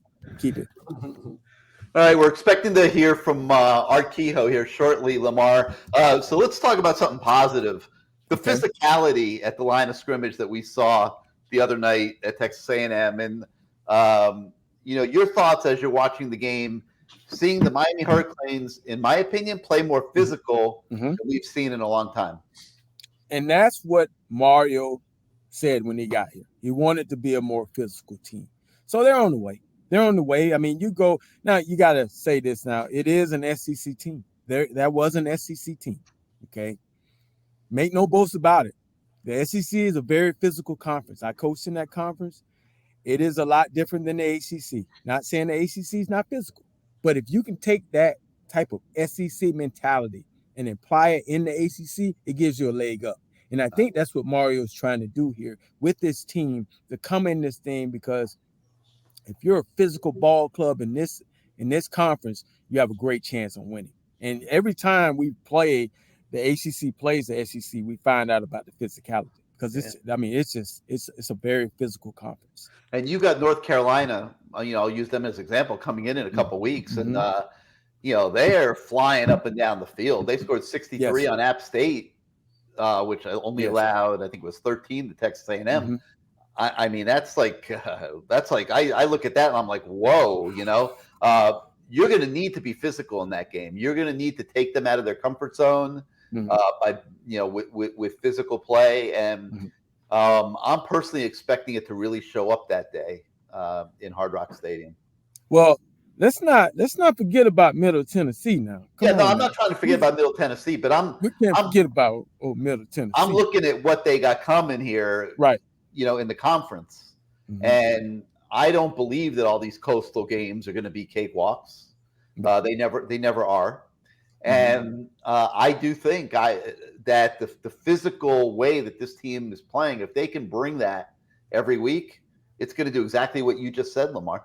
I mean, it's gonna pay dividends. I really believe that. I mean, I just think North Carolina is out physical us every time. Every time we played them, I mean, obviously, and out-teamed us too. They made us look simple. Yes, obviously, Coach, what's his name? The old dude, what's his name? Mac Brown. Mackie Brown. Mac Brown was Manny Diaz's daddy. He was his daddy, and it wasn't the Manny Diaz Sr. It was Mac Brown. He's your daddy, because he owned us. They were just more physical. They out-schemed us. They just beat us down. So, but Mario's in the building. He's going to continue to work on us becoming a more physical team. What we saw, we were able to neutralize their front, on the offensive line. With our offensive line, they did an outstanding job. They played well against SEC front four. And then on the other side of it, our defensive line made hella plays against an SEC line. So with that being said, it gives us some type of confidence, because everything is about confidence, as you know. Gives us some type of confidence. We saw confidence on the back end. When you have guys getting to your quarterback, it gives those DBs some confidence because everything starts speeding up, and the errant throws happen because the quarterbacks are trying to get rid of the ball before they take a hit. So it gives our DBs confidence. They don't have to cover as long, and they don't have to, they don't blow coverages and stuff like that. So I really believe, again, I've said this like 9 times now, I really believe Mario's the guy. I just like what he's bringing. I like that, obviously the Oregon fans are, I've read some of their comments, they're like, yeah, we told you so, we knew it, and all this other stuff. But it is what it is, man. This guy, he's come a long way. He's gone up through the ranks, FIU to, the Alabama to Oregon himself. He had Rutgers too. I think it was Rutgers. So he's coached a lot of places with a lot of good coaches, and I think that he's now considered as one of those good coaches. And he brought a lot of guys on that staff that have been considered good coaches, and that too is something to his testament, because a lot of guys, we've seen this, a lot of head coaches won't have this type of staff because they're afraid that, hey, maybe I'm not smarter than these guys, and they don't want that. So let me ask you this: if you're not necessarily Middle Tennessee, but North Carolina and the other teams, would you put 8 in the box, try to stop our running game, and dare us to throw the ball deep with the receiving core that we have? That's the thought that I have. It scares me. I mean, we've been having that for the last couple of years. We can't go deep. We played, I think it was San Jose State back in the day, and they knew they couldn't compete, but they said, hey, you're gonna have to beat us deep. And it was like 60-some blitzes. I mean, wow. The quarterbacks just got destroyed. Gino was in here. They just but they just laid it up. And we had to go make plays. And they put it on us to make plays, and we made plays. There wasn't no running game that game. It was all deep balls. I mean, they had to get rid of the ball. They blitzed us. They blitzed the kitchen sink. They were blitzing guys from the sideline, from the West Coast, the East Coast, everywhere. They were coming. And so we had to make plays. They said, you guys are going to have to beat us outside. And we did. So you agree with me? Yeah, why not? Okay. I'm going to make sure that Mallory doesn't get off. I'm going to make sure we stack the box so you don't run, because we've seen that offensive line has done some good things. Yeah. I'm going to stack it all in there, and you're just going to have to beat us. I mean, we weren't expecting to win anyway, but hell, if we get you 3 and out every time and your guys don't make plays, we're going to get confidence. And that's what you don't want. And that's why Saturday's game is so important, because we have to get these kids confident going into ACC play. Yeah. I think if somebody tried to play defense like that against them, they would make plays. Like, it would come a lot easier to them. Well, let's do it. Come on, Middle Tennessee, do it for us. So, we need this. We need this, dog. So, Lamar, I'm looking at the comments, and a guy named CW says, why he's talking about me highlighting a play by a wide receiver, and he's talking about TVD's body language, and he didn't like Tyler's body language through the game, and it looked like things were wearing on Tyler a little bit. He was a little frustrated. I would agree with that a little bit. What can they do to get him going? Do they throw the ball more this week and just focus on the passing game? I mean, Rooster and Parrish got to be a little beat up. I mean, that was a very physical ball game. Maybe you throw the ball a lot this week and work on your passing game. Yeah, why not? I mean, why not? Get better. Give those guys some confidence. Hopefully they come out. And it starts in practice. It's just not the game. It starts in practice. You call more plays, getting the football in these guys' hands. You want to see them catch it. You want to see them explode down the field. You want to see, all these things that you get yourself in good habits, catch after run. You just do it. You just do it this week. And this is a great week to do it. We should be able to, if we want to, run the football. But why not work on your passing game? because you're going to need it. And you give these And guys do you confidence. agree with this? We're going to see Garcia, because just in case TVD keeps this up, and he does have to come out of a game, whether it's North Carolina or whoever, this kid needs to start getting ready. He played a little in the first two, didn't get in the other day. I'm not saying he's going to take anybody's place, Gary. I said he needs playing time. I personally think it's such an overreaction by so many people. Like, this is not even close to being a I never said that. No. Gary, I never said that. I said, I know you're not, but it's been a subject with a lot of people. It has been. Like pulling TVD out of the starting lineup. I mean, are you kidding me? Hey, guys, like my kids say, don't raise your voice. Stop, slow down. I don't like white on white crime. Stop it. Stop it. No, but I mean, a lot of people have been saying that. Like, yes, that this might become an issue where you have to take TVD out. I'm thinking like, well, the good thing is, hopefully, you get an opportunity to get him some playing time this week. Yeah. You go out there, TBD does his thing in the first half. You let Garcia play the second half, and everybody gets the timing down. And because it's a long season, man, we've seen where guys, football is physical, man. People get hurt, and so you want that guy to be prepared, and you want him to have an opportunity too. And we're paying, or somebody's paying him a lot of money to be the backup. So, another subject that's come up a lot. People are saying TVD has to be in the spread offense. That this Josh Gaddis offense isn't right for TVD. Is it really that different, Lamar? Like, I'm watching the game. They're running very similar plays, in my opinion. I don't see where it's that distinctly different. What do you see? I can tell you this: when you spread the field, you see things a lot clearer. When everybody's in that box, and it's a little different for the quarterbacks. Even as a receiver, when we spread the field, you got 3, 4, 5 receivers on the field at the same time. You actually see, you can tell what's about to happen.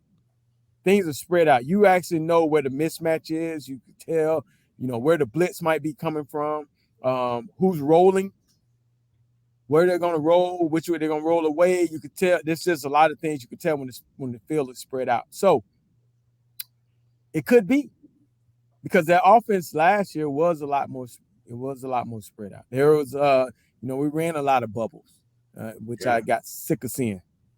Hell, there's a guy that became the leading receiver in Miami history catching bubbles. So I'm not even going to talk about that after 8 years, but we're not going to talk about it. But you guys caught the ball. We have a problem with that.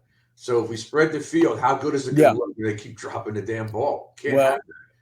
But I don't think they're going to go to that anyhow. Well, you got to catch the ball. And, Gaddis's offense worked at Michigan.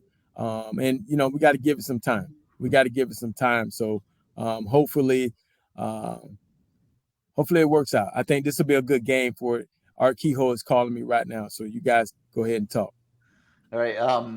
Bruce, what do you like? Do they need to use the tight ends more? I mean, I personally, I wouldn't let Arroyo come off the field based on what I've seen of Arroyo. I think they need to use him a lot more. I think him and Mallory should each have 6-7 catches every game based on what I'm seeing in relation to what I'm seeing as production from the receivers. Arroyo reminds me, without the criminal background, of Kellen Winslow Jr. He could make plays anywhere in the field. And Arroyo is a mismatch. I agree with you. That's what I've been saying all along. They should have used those guys when they were having trouble Saturday night. Those guys in the middle of the field, dangerous. Can't stay with them. I mean, what did he run? He ran a wheel route, and he beat the linebacker down the field. Man, he looked really good doing it too. I mean, real smooth, very sure-handed. Very. He's not a finished long strider. Yeah, long strider too. He can get down that field. He's good, no doubt. Put him in a bubble, let him catch the ball and run. They used to do that with the guy from the Jets who used to be a Kane tight end. What was his name? You remember? Chris Herndon. Yeah, guys like that. And Njoku had the same thing. He get the ball and run with it. You don't have to throw it down the field, but get him in a position to run with the ball. Mallory's not a great after the catch runner. He's not quick, but this other kid is a mismatch. Right, Lamar? We got to unmute him, I think. Yeah, I'm good now. What you're back. would you say? I'm sorry, I was No, Arroyo is a mismatch. He should be on that field a lot more. You got to take advantage of your strength. Those two guys are our strength, not the receivers, not yet. Yeah.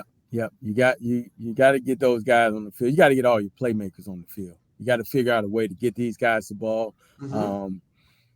And you got, because again, it goes back to the quarterback's confidence too. And he could be stressing because he doesn't have confidence in these guys. Well, that's probably true. He doesn't have his go-to guy. Yeah, he doesn't have his guy that he feels comfortable. And Gary said today, I think he put it on here once or twice, that Skinner's going to probably get some action, and he's another mismatch. Might not know all the plays, might not know all the blocking schemes, but he's a mismatch.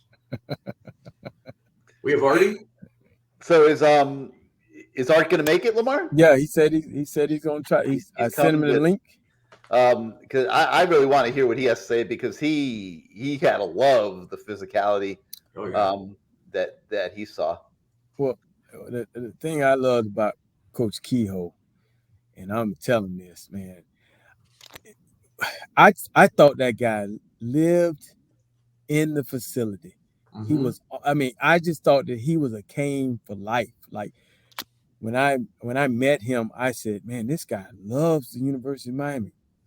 And as you go away from it, as you go through the whole thing, and you like, man, you got into coaching. As I got into coaching, I'm like, man, I love the University of Miami too. Like I want to be like Art Kehoe, a guy that comes to work every day with that passion.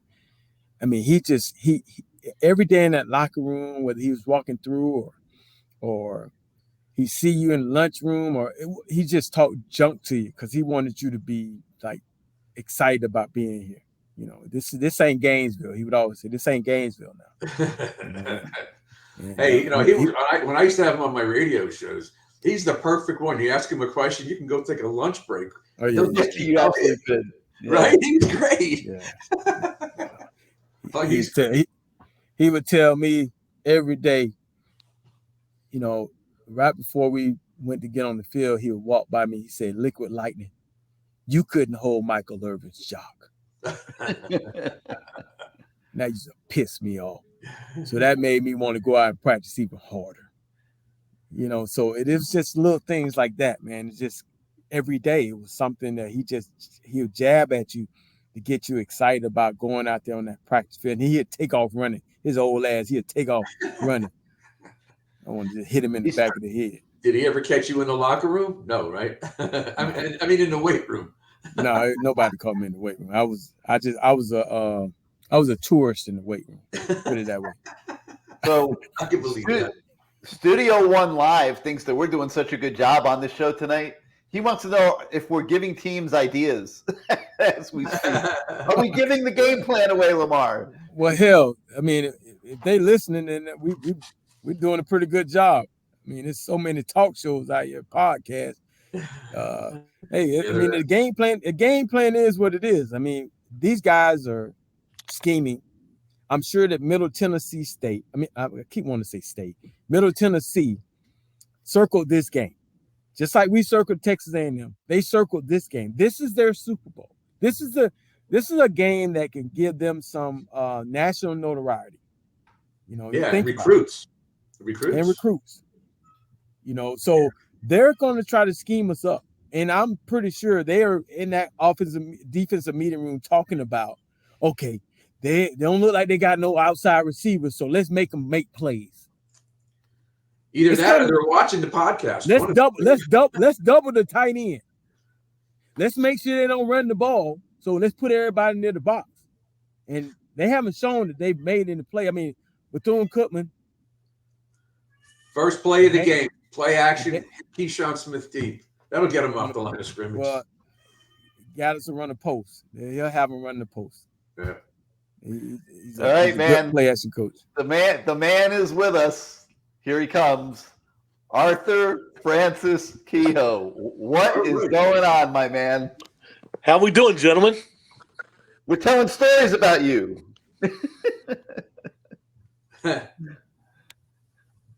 Coach Kehoe, my man. Yes. How you doing? How you doing, Coach? Can you hear us?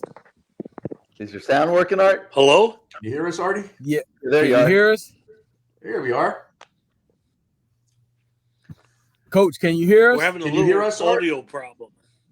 Okay, it's getting the audio. Excuse this me? Second time. Can you hear us? We hear you. He just heard you. Yeah, he hears us. We hear him. Can any audio? We hear you. We hear you okay. Oh, I can hear you now, but it's breaking up a little bit. All right. So, Art, you had to be like a pig in slop the other night watching that game at Texas A&M, other than the fact that we lost. But the physicality at the line of scrimmage, I don't think we had seen anything What'd you like say? that. I'm talking about the other night, the physicality that we were seeing at the line of scrimmage. I don't believe we've seen anything like that since Art Kehoe was running the show on the offensive line. Coach can't hear us. Gary, I can't. You're breaking up. I was talking about the physicality that the offensive line played with the other night was something that we hadn't seen since you were running the show in that room. He can't hear us. Can't hear us. It's okay. Let me click him off. All right. All right, we're gonna take you off for a minute and try to figure out what's up with your connection. Shame. Yeah. But no, I mean, I was serious about that. I mean, those old linemen, and Alex Mirabal gets a lot of credit. I mean, the advancement that we're seeing from John Campbell, Zion Nelson, Ja'Kai Clark is a whole nother beast at center. He's built up his body now, and they all just played so hard. And Jalen Rivers, who's probably the best of them all, and the way they can pull those guys. I mean, you got centers and guards pulling ahead of runners. They're setting up blocks down the field. I mean, what's going on with the offensive line on this team is a whole different deal from what we've seen in a long time. Well, the fact that also you got guys being able to be plugged in, who can move around. That I think that's what anytime you talk offensive line play, guys that can be plugged in, that can go from left to right. I mean, that shows what type of offensive line coach you have too. When guys are able, because it's obviously pretty. I'm talking to some offensive linemen. I mean, it's not really that much a difference if you line me up on the left side or you line me up on the right side of the receiver. But offensive line wise, it's different. Yeah. Kick steps and all the punch hand, the lead hand, the turn hand, all that stuff is different. And if you're not taught that, if you don't have a great coach teaching you that, you can be lost, especially against very good players. So, that's a test to Coach Mirabal and what he's been able to do, and those guys. Because I was a little worried about the old line coming into the deal. Everybody was. Everybody was, right? And the fact that they have exceeded my expectations. I mean, that's and I'm thinking they're going to continue to get better, because that, again, the confidence of going against that line, it's still the SEC line. Who knows? We're hoping they're good. They got ran through, like I said, the last 2 weeks, but they're still an SEC line. And they got to go against other SEC teams. So we can take that, grow upon it, learn upon it, and continue to roll down the road. And I think that if you're getting a game where, if I remember correctly, if you play against, Notre Dame, for example, and you come out of that game, a big game like that, you're saying, man, okay, now I know what it takes to be in a big game. Okay, win, lose, or draw. And now I know what it takes. Now I know what effort I need to really take to be on the same level as a big game like this. As a young guy, I played. The game for me probably was the Notre Dame game that we won in the Orange Bowl. I was a redshirt freshman. That's a huge game. I mean, that was. So you come out of that saying, okay, man, okay, now I got it. I know what it's about now. And so you take that confidence into the next game, you're like, I just went against Notre Dame, bro. Who are you again? Central Connecticut? Oh, I'm about to tear you up. Or Cincinnati, I'm about to tear you up. I just played against Notre Dame on national TV, where everybody's watching. And now we playing on what was the station back then? I don't even know. Now we playing on some little shit station. So I'm about to tear you up, homeboy. So hopefully these guys can continue to build upon that. And Maribel is a good coach, man. He's been a good coach, and he gets the guys to play well. I think Art's connection looks a little bit better. Coach, can you hear us now? Everything's much better. Thank you. All right, there you go. Yeah, we're kicking butt. So Arthur, I was saying that, and I was actually, honestly, I was thinking about this Saturday night. I have not seen a Miami offensive line play with that physicality and that level of passion since you were running the show in the O-line room. And I think that bodes well. I know they didn't win the game the other night, but I think that bodes well for the future to have that type of mindset up front. Well, they actually, maybe I'm not right, but they actually had 27 first downs.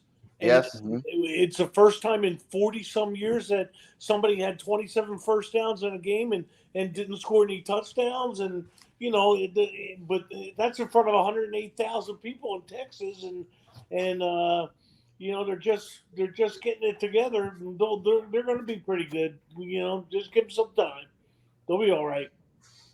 And and I thought the quarterback was a little bit erratic, but he could be win a Heisman Trophy. He could be a hell of a player, Hey, Coach, I was telling the guys about you and how I said, man, this guy lives, breathes, sleeps University of Miami. I thought you lived at the facility. You were always there, and you made sure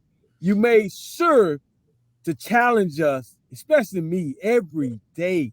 I mean, every day. Liquid lightning. I don't even know how the hell you came up with liquid lightning, but I just let you roll with it, Coach. We had some fun, man, and that's why we liked being around because we had great players, and for a long time we you got to have players to win, and Coach Schnellenberger started that thing getting around and really build on it, and we put something pretty special. I was lucky to be part of that. That was a good thing. My University of Miami means a lot to me, man. Yeah. Well, you were a big part of it. You know that, Art. Yeah. You were a big part of it, my friend. You know that. But we used to go. We were talking a few months ago about the practices. When you guys had practice, whether it was spring ball or fall practice, beat the crap out of each other. And I remember, I think Lamar told us, and I think Leon told us that one time during the fall practices, the offense got one touchdown the entire fall practice. And then they went and scored 51 points against Wisconsin in the opening game because your practices were so damn rough. It was unbelievable. It was like watching a game, and we were lucky to be on the sidelines to watch you guys. For the longest time, man, I never thought we ever had a good offensive line until we played somebody else.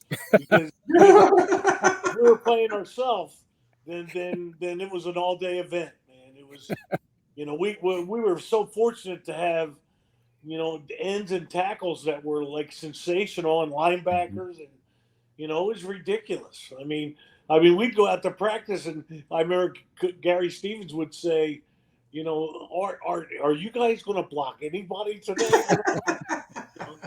And I'd say, well, we haven't in a week or so it's probably going to continue, And then we'd get to the game, and we'd look at each other like, man, it's nice playing some fresh faces, And but man, they were which was good because if they're whipping your butt, man. You're going to have fun playing the games, Yeah. And that's how it always was around Miami.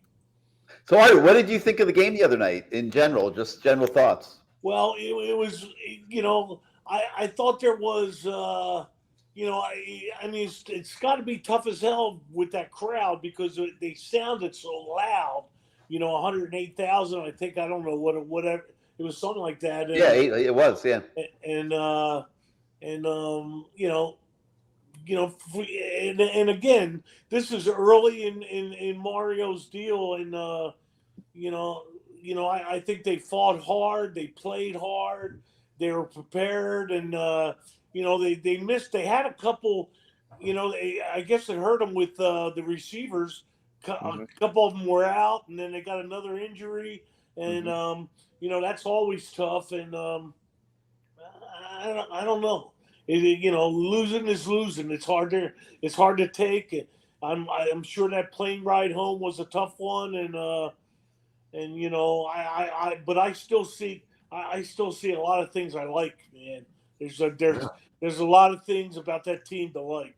This, of course, the speed is nice, and they were very well coached. I like what was going on there. And there's a couple dropped, not only passes but interceptions that could have changed it. I mean, that was a one-score game, and a lot of things can happen in a one-score game. And so all in all, I would say going to Texas A&M, you're not going to get much of a tougher road opener. Was that their road opener or no? Yes. Yes. Yeah. So where are we going? We're going to Texas A&M for 108,000. That's tough. Right, and a team coming off a loss, they were pissed off, Texas A&M. So I thought we did pretty well. We had, if it wasn't for maybe Tyreek Stevenson and the receivers, that's the only flaw that I saw. I think the defense played great. The offensive line looked good. The running backs ran hard. There were holes for these kids. Sometimes they got have some tripped up. talented backs. They played hard. And the line definitely looked good. So and they have a good defense, and there's a lot of pluses, but I'm sure if I know Mario, he's gonna make this practice this week interesting. Yeah, he's gonna harp on those negatives. Yeah, it's circle the wagon time. Shaylon Noel, one of our viewers, Art and Lamar, says this team needs Tyler Van Dyke this week to catch fire as a captain, not as a ball player, and show the leadership to bring them back from this. You guys agree with that? Most definitely, and there were some plays that he could have made the difference, and it is what it is. So you got to work on it and fix things, and it'll be an interesting week down there. So in Coral Gables, it'll be interesting. We've had a few of them, a few. Coach, I tell you this, Coach. I just wanted to tell you this, man, and this is from the bottom of my heart. In coaching now, I think of you very often because we're just right before practice and I'm about to walk on that field. I do an archeo. Because you always seem to be excited about going to practice, like every day. And so, I had to get some shots in on that. Yes, and you would get shots in, like telling me that I couldn't hold Michael Irvin's jock, and that pissed me off. Or you say, "Hey, Ryan McNeil, he's gonna eat your lunch today." Or are you guys doing a good job? I guess we don't block DBs now, right? Yeah, all that good stuff, man. All that good stuff. So I appreciate it, man. You give me every day. I mean, you know what I'm doing now, Lamar? I'm coaching. I'm in Brigantine, New Jersey, and I'm coaching the Brigantine Rams, which is a 12, 13, and 14-year-old team. And man, I do the same thing. I'm having a blast, that's how you got to do. You remember Jimmy used to say all the time, man, to work hard, have fun, be positive, and that's a major theme about getting football done. And some of these, I'm a different generation now. And some of these guys, I got a little character, and he kind of looks at me and starts mumbling, and you know how the coaches were with us. You know, they get right in your grill, and I look at them and I go, "Hey, Mumbles, do you want to talk this out or something?" You know, and he just kind of laughs at me. But you know, you got to remember, man, football is a dangerous sport, but it's all about teamwork, and it's all about discipline, and the coaching part of it is demanding, you know, to get in a stance a certain way and have certain splits and understand certain plays and you know and you gotta be able to, you know. I was fortunate that I learned from Tony Wise, you know, the coaching part of it, and Kim Helton and those guys were terrific coaches, man, and they, you know, you put it all together and you get it going good, and we certainly were pretty good at the Miami Hurricanes, you know, for a while. Yeah, hey Art, you know, we probably played for 11 or 12 national titles. Yeah, besides winning 5 of them, right? Yeah. We were probably right in the hunt for about 5. Six with a yellow flag at the end.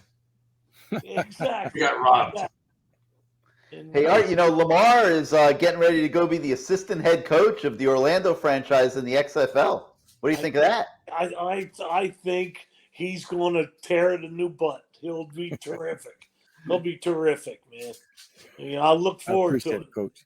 I appreciate it, Coach, and we thank you for coming on our show, man. Wait, don't let him go yet, because I got to get his opinion about one last thing. Well, go ahead. I need your opinion on one last thing.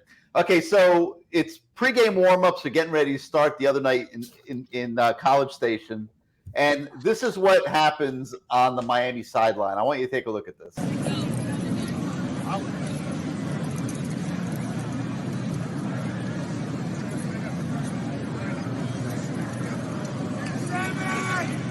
They bring about 50 horses out there, and they are pissing and crapping all over the Miami bench.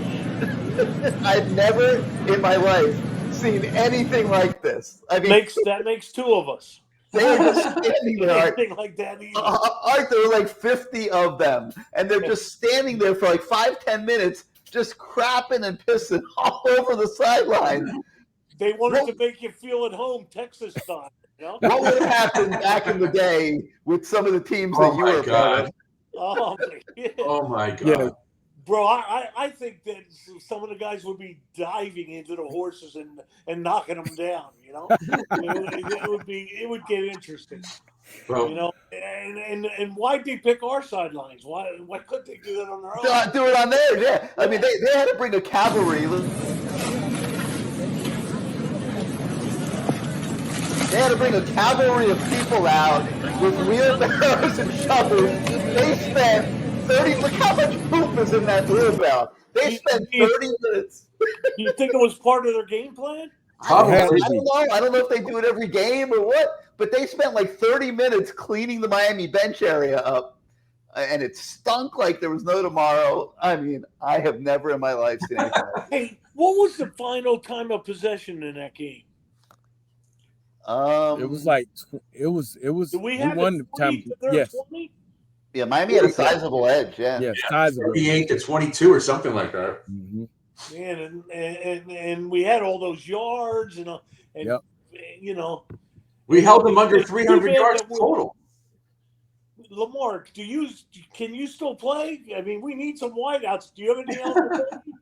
Well, Coach, here's the deal: the hands are still great.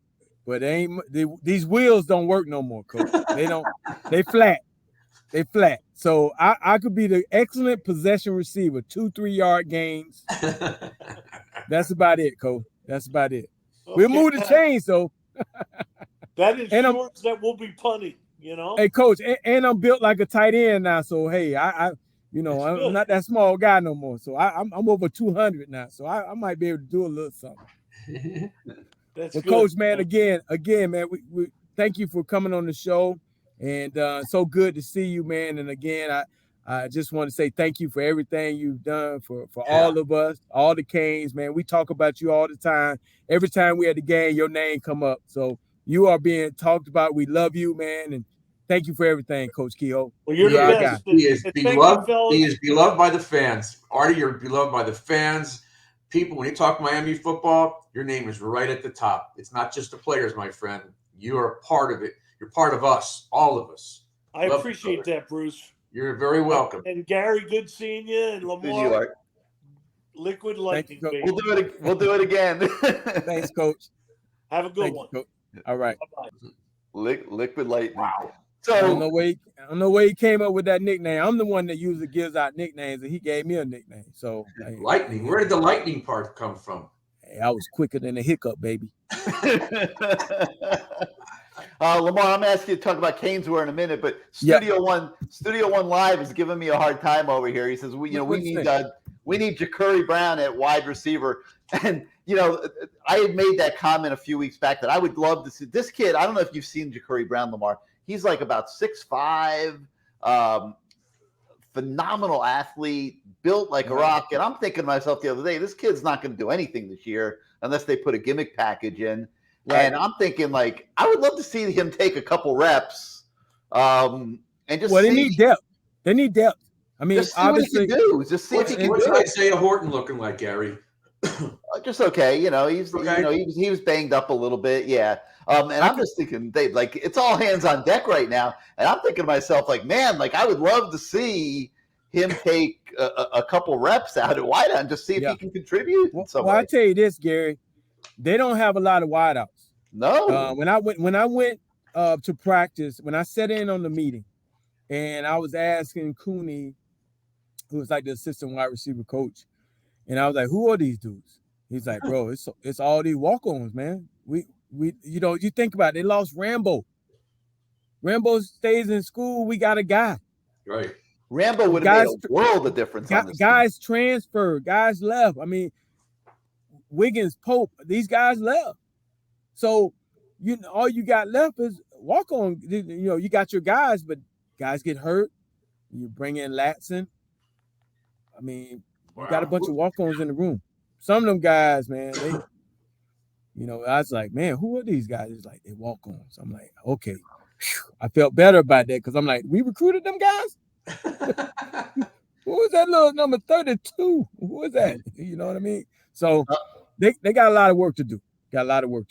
David Manning is throwing out the idea of Frank Ponce, the quarterback's coach, running the passing game and letting Josh Gaddis run the running game. Like, they already want to demote the offensive coordinator 3 games into the season, Lamar. And they want your opinion on that, Lamar. They want your opinion. But he's the wide receiver coach too. That's why they needed Lamar. Well, let the man do his job. It's not making excuses for the guy. He got to call the plays and he got to get those guys to play. So let him do his job. And, obviously they got to get more experience and more confidence. So hopefully those guys are with Cooney and the whole offensive staff. They're working on that. Again, it's a staff that has a lot of experience. So if anybody's going to get it done, they should be able to get it done. I agree. And they didn't lose that game because of Josh Gaddis. I don't care. Like, I've seen all the comments. I've seen all the, debate on social media, on our message boards. Josh Gaddis had them in position to win the game. They left so many touchdowns on the field. Gary, you know what happened? There's still remnants of the whole Manny Diaz thing. So when you complain and you get rid of a guy, they think you can do it again the next year.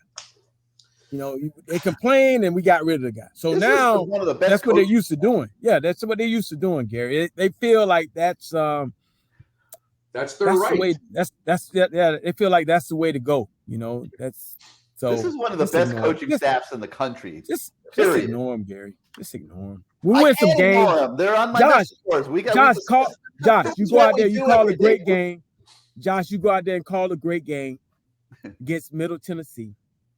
Then we go on. We put up some great numbers in the ACC, and they'll be back singing your praise again. So don't worry about it, Josh. It's just South Florida. This ain't Michigan now. This ain't 100 and some that's quiet, spread out. Hey, Josh, how you doing, Josh? Nah, this is some other stuff, Josh. And I'm sure he finding it out. He probably knows social media. He probably like got the tinted windows riding down low like that. He probably this different. They outside the building. Yo, what's up, Gaddis? Yeah, bro. What's up with them calls, bro? Gaddis, he's got some swag to him, man. He's not putting up with this nonsense. He got a little swag. Yeah. All right, Bruce. We're gonna let you run. We got to take care of some business here. All right, Bruce. Thanks always for being part of the show, and we'll do it again Saturday afternoon. Go Canes. All right, Bruce. All right, Bruce. All right, LT. Tell us about Caneswear, man. Give us the lowdown. All right, Hurricanes football is back. Are you geared up yet? Have you been to Caneswear and Davie recently? They have the latest gear for the Miami Hurricanes and the Miami Dolphins too. Caneswear is more than a store, it's an experience. They have the largest selection of Miami Hurricanes items in town. Items from Adidas, Dime Life, Flow Grown, and other brand names, including Team Sideline apparel, and hundreds of different t-shirts, jerseys, polos, hoodies, and hats and all. Sizes for men, women, kids, babies, and even pets. Caneswear is your tailgating headquarters. Tents, chairs, tables, flags, decals, magnets, license plates, sunglasses, and tattoos.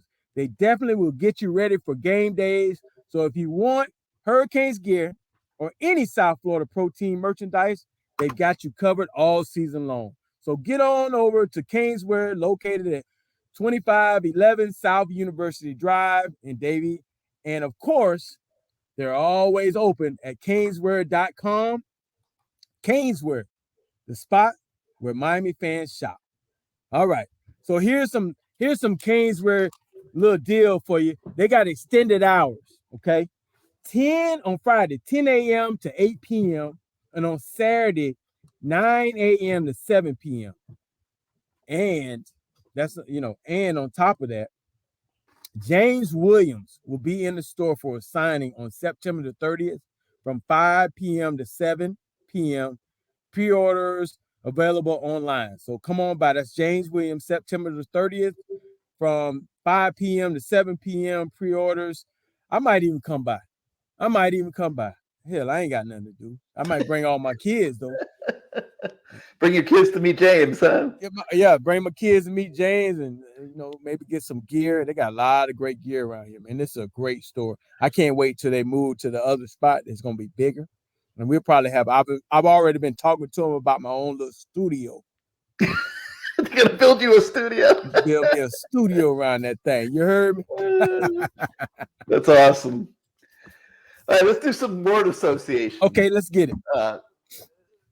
I'm going to hit you with these because we haven't talked about these. You're like you're going to be under the gun here. La Spada. Yeah. All right, let's start with La Spada. All right. Well, La Spada, I can't wait to get home and get hold of this ham and cheese right here. That smells delicious. Obviously, my chips. I've drank some of my Coke. It's in the plaza, so when you come over here to get your shopping done, make sure you go by there and check them out too, because I can't wait. It says the best damn hoagies in town. That's a big claim now. That's like saying you're the best quarterback in the world. If you judge by the amount of meat that they put on the sandwich, unquestionably, there is nobody even close. Well, I'm gonna talk about them next week. If it ain't, I'm gonna talk about it. You'll be happy with that sub. All right, Tyreek Stevenson, Lamar. Yeah, Tyreek, man. He is like Antrell said, he's one of those dogs. When we talk about guys who you think could be a leader, he was at the University of Georgia, different program, where, it's an SEC program, SEC team, different, just a little different. So you bring that here. He's always been a guy. He talks. Every time I've gone there, he's talked to me. Stand-up kid, great player. He probably just wanted it, and he had to learn the hard way. Yep. You gotta get away from that thing, man. Sometimes you can't force the play. And myself, I didn't return. I returned kicks in high school, punts and kicks. I decided when I got to college, I wasn't going to do that. And they didn't need me to do it. But I had already said, hell, I don't trust them dude blocking. Hell, I ain't finna get knocked out for nobody. So I said, nah, I'm good. But he's sitting there thinking it takes a you know, you gotta have peripheral vision, you gotta have a lot of confidence in catching the ball, and because we've seen so many times how it can change the course of a game, whether it's the pros, high school, little league, or whatever. And he's done a good job. It's just he should have. And I've coached the returners before. You know, if it's any doubt, just get away from it. You know, hell, I'd rather start from the 2 or 3 yard line than to have a turnover, and then we're really in trouble. He's thinking big time players make big time plays in big time games. Yes. And he's thinking, this is my opportunity, and the ball is right there, and it hung up in the air on him, and he was in no man's land at that point. Yeah. And he made a mistake. But, you know, we talked about this. He does a blog with us every week, and you know, to a credit to him was he bounced back from it. He played a very good games at cornerback. I mean, it happened. You know, and he has that mentality as Antrell talked about. Terrell Buckley, hell, you beat him for a touchdown. He don't remember that, but what he does remember is the game-winning pick that he gets. You understand? They have this. I don't remember. I don't even remember that, but I know when I'm this play, I'm gonna give you everything I got, and that's what he had. So kudos to him. And late in the game, they punted, and he had to stand in there and catch it, and he didn't fair catch it. Lamar, he didn't take the easy way out. Yep. He again is thinking, I owe my team a big play. I am catching this ball, and I'm trying to make something happen. And he got nailed. He didn't get anywhere. Yeah. There's some guys you look into their eyes and the game's going on. You know that they don't want that thing in the last. They don't want that pressure. They don't want what comes along with not, a fumble. They don't want that. But then again, there's some guys that say, hey, you know what? This is what I train for. This is why I'm here, for these pressure type moments, and it's only going to make me a better player. So I really believe that's going to make him a smarter returner. And I don't think we'll see that happen again. Yeah, and like I said, a lot of credit, man. That can't be mentally easy to go back out there and catch the next one with guys, bearing down on you. And to the coach's credit, they kept sending him out there. They didn't. All right, let's talk about Rashard Smith, man. This is a kid that wants to make an impact. He was making some noise. There was some noise that he might transfer. Wasn't happy with his playing time. Looking for opportunities. He gets the opportunity in the game Saturday night. It didn't work out. Where does he go from here? Get better. You hope he's he's running that route in practice, after practice, 10, 12 times when he's tired, when he's mentally drained. You got to put that to rest. It happens. You just get better. Obviously for him, he's young. It could play on his head, but, hopefully his teammates, his coaches, people around him are telling him, hey, it happens. Let's get better.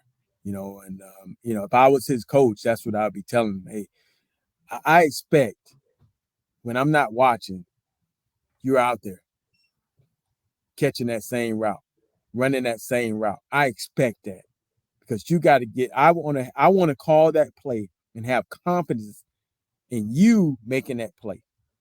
I want to have confidence in you making that play. And you want to have confidence when they call that play. Oh, hell yeah. I've been waiting on this. So I'm hoping that's what happens with the young man. Everything's a learning experience. Everything's a learning experience. Yep. I'm cracking up. Is Ken still in the store there with you? No, Ken is on a business trip, man. Oh, because I'm laughing. He's in the chat tonight. Yeah, he's on a business trip. He's watching. Ken's on a business trip. He's in the chat talking it up. All right. Let's talk about Josh Gaddis. Where does he go from here? What you've been a coach. You've been in those rooms. What did Bobby Petrino do when he lost the game? Like where do these guys they don't win every game. They don't call every play perfect. where does he go from here? Well, I mean, again, he has to have when you're calling plays, you got to have confidence in that play call. You know, whether you see it done in practice, having that perfect defense called, or knowing that perfect defense, you got to have confidence in the players. You have confidence in your quarterback, your line, your running backs, all these. You can't call a play going, damn, I hope it works. You got to think it's going to work. You know, and so, and that comes with practice. That comes with everybody being on the same page. Unfortunately, for Josh, we've heard some rumblings, and I even saw some rumblings of guys not catching the ball in practice. Oh, it was brutal. So how the hell can you even be confident? And that's why they threw the ball to Restrepo so much in practice. He was the only one that was catching it and running it. Right. Getting upfield. I talked to that kid one time about catching the ball, getting upfield, just like it's a game situation. And every time I saw him after that, he's been doing it. I mean, obviously not now, but he's like one of those guys, like a sponge. But those other guys, like I told him, I said, hey, you have an opportunity to be a leader of this group. What you do, those other guys, if they watch you and see if you have success, they should follow. And what I mean by that, as far as you catching balls after practice, turning upfield after a catch, you know, these are things that people pick up on, catching, you know, going out early on the jugs machine, because they feel like, damn, well, he out there, I need to step my own game up.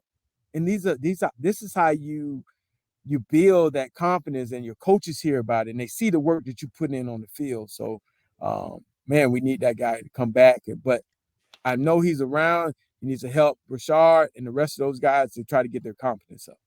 You know, I was they let us film at practice sometimes in 45-second boxes, you know, like they don't want to show in more than 45 seconds at a time. There was a wide receiver drill a couple weeks ago that I filmed 45 seconds. There were I'd say about 8 reps. There was nobody covering the receivers. This was just, you know, a simple receiver drill. I think the ball was dropped on 7 of the 8 reps. Nobody covering anybody, just the receivers out there. Lamar, I had to trash the tape. I'm like, I can't put this on our YouTube channel. And I mean, it was unbelievable. Yeah. Like, how does this happen? Like how these are all kids that caught the ball in high school. They wouldn't be at Miami if they didn't show that they could catch footballs. How does it happen to where simply catching the football is such a big deal right now? It's confidence. Again, how many times I've said that tonight? 20, 30. It's confidence. You know, I'm actually going to call Josh and try to give him some of the things that I you know, hopefully he'll listen. You know, it's just I want to see those guys successful. I mean, I take stuff from guys tell me stuff. I want to know stuff. I want to know how, you know, many drills as I can get to help my guys. So I listen. You know, hopefully I have some things. I gave some drills to the last receiver coach. I gave some things that I liked, and he took them and he said thank you. You know, I'm going to do that. So I'm going to try to pass some things along to him to help. You know, it's not my job, but I feel like I'm wearing this U as my school. So, and you know, I'm not competing against him. So I'm going to try to slide him some of my drills, and hopefully, you know, I just hope that it's working out, because I want to see some good receiver play. You know, obviously, I'm a little biased because that's, you know, when we're running the ball, it's all good. I want to see us getting yard, but hell, I want to see some receiver play, bro. I think I come out this week and I just feed those guys and feed those guys and feed those guys. I make sure every receiver on that team gets at least 5 catches this week. Yep. You know, that's my number one agenda. I don't need Rooster and Henry Parrish getting beat up at all this week. Throw the ball, get a good lead, and put the backup quarterback in. Jake in there, let him get some throw it around the yard a little bit. Let's have fun. I want to leave that stadium with a good feeling. I just want to leave with a good feeling. Put up 50. Why not? I like 50. 50 is a good number. All right, I got 2 more for you. All right, go ahead. Tyler Van Dyke. Calm down. Be a leader. Calm down. Be a leader. Don't try to force it. You know, you can't win it by yourself. You got to have those guys come along with you. You got to have those guys on the same page. You're the guy, but you're not the guy by yourself. You had some great receivers last year that caught a lot of balls for you. They're gone. So you got to be patient with these guys, and you got to be on target. Obviously, you got to get better yourself. You know, it's not all their fault. Not every drop. He can get better himself too. So I think the coaching staff has to be careful how they relay that to him. But we're not on the coaching staff, so we can say this: you got to get better, and you got to get better at being a leader. And that's the best way to put it. All right, let's finish off with Mario Cristobal. He just took his first defeat as the Miami Hurricanes head coach. You know Mario. I know Mario. You know, this was like it's a killer. I mean, you know, he doesn't want to ever lose any game. Where does he go from here? You know, I really believe that through all of his teachings, whether it was Jimmy or Saban, some of those great coaches he's been around, he's figured out what to do after those losses. You know, how to motivate, but also you got to get on them. I mean, it can't be easy. You know, you got to make it hard. You got to push them. But you can't kill them. You know, you got to understand there's still the rest of the season to go, but you got to show them that we can get better, but it's through hard work. And I think he knows this, and I love what he says in his press conferences. No excuses. We got to get better. So with that being said, that's the mantra of it's always been. You know, we lose a game, I feel sorry for the next guy because we got dogged out, you know, with the running and paying attention to details, and you know, winning sometimes covers up bad habits.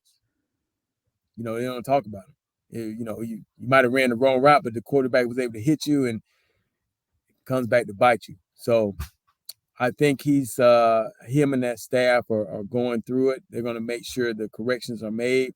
And hopefully from this point on, we'll see some even better University of Miami football. All right, one last time for tonight. Let's hear from Caneswear. Welcome to Caneswear. Family owned and operated since 2010, Caneswear has all latest merchandise for the Miami Hurricanes, Miami Dolphins, Inter Miami Soccer, and more. Come visit us at our store in Davie on University Drive, just south of I-595, or online at Caneswear.com. Caneswear, the spot Miami fans shop. I did that for Ken. I figured if he's spending the night in the chat, he's got to see himself on TV a few times. There you go. Yeah, he said he was definitely in the chat. I saw his name come up a couple times. Yeah, pretty funny. All right, so that's going to do it for tonight, Lamar. Yes, we got to thank Caneswear. We got to thank Christine Rosendahl. Christine Rosendahl, the law office, and Lamar gave you the information. If anybody has any legal issues out there that they need help with, Christine is a great place to turn to. You see her number on the bottom of the screen right now, 561-512-6199. Christine Rosendahl, ESQPA@hotmail.com. So Saturday, Hard Rock Stadium, Middle Tennessee coming into the house, a team that loves to throw the ball. And so the Miami secondary will be busy. Hopefully the Middle Tennessee secondary will be busy too. We want to see a lot of balls in the air this week, and let those receivers start building some confidence, because you are going to need them in 2.5 weeks when North Carolina comes to town, a team that can score points in bunches. Miami is going to have to score to win that game. Yep. All right, LT, well, see you at the stadium on Saturday. I have this shirt on. And we thank all you guys for watching once again on Wednesday night. We'll see you next Wednesday. We'll see you at the stadium Saturday. Have a great rest of your week, everybody. Have a great night. Go Canes. Go Canes.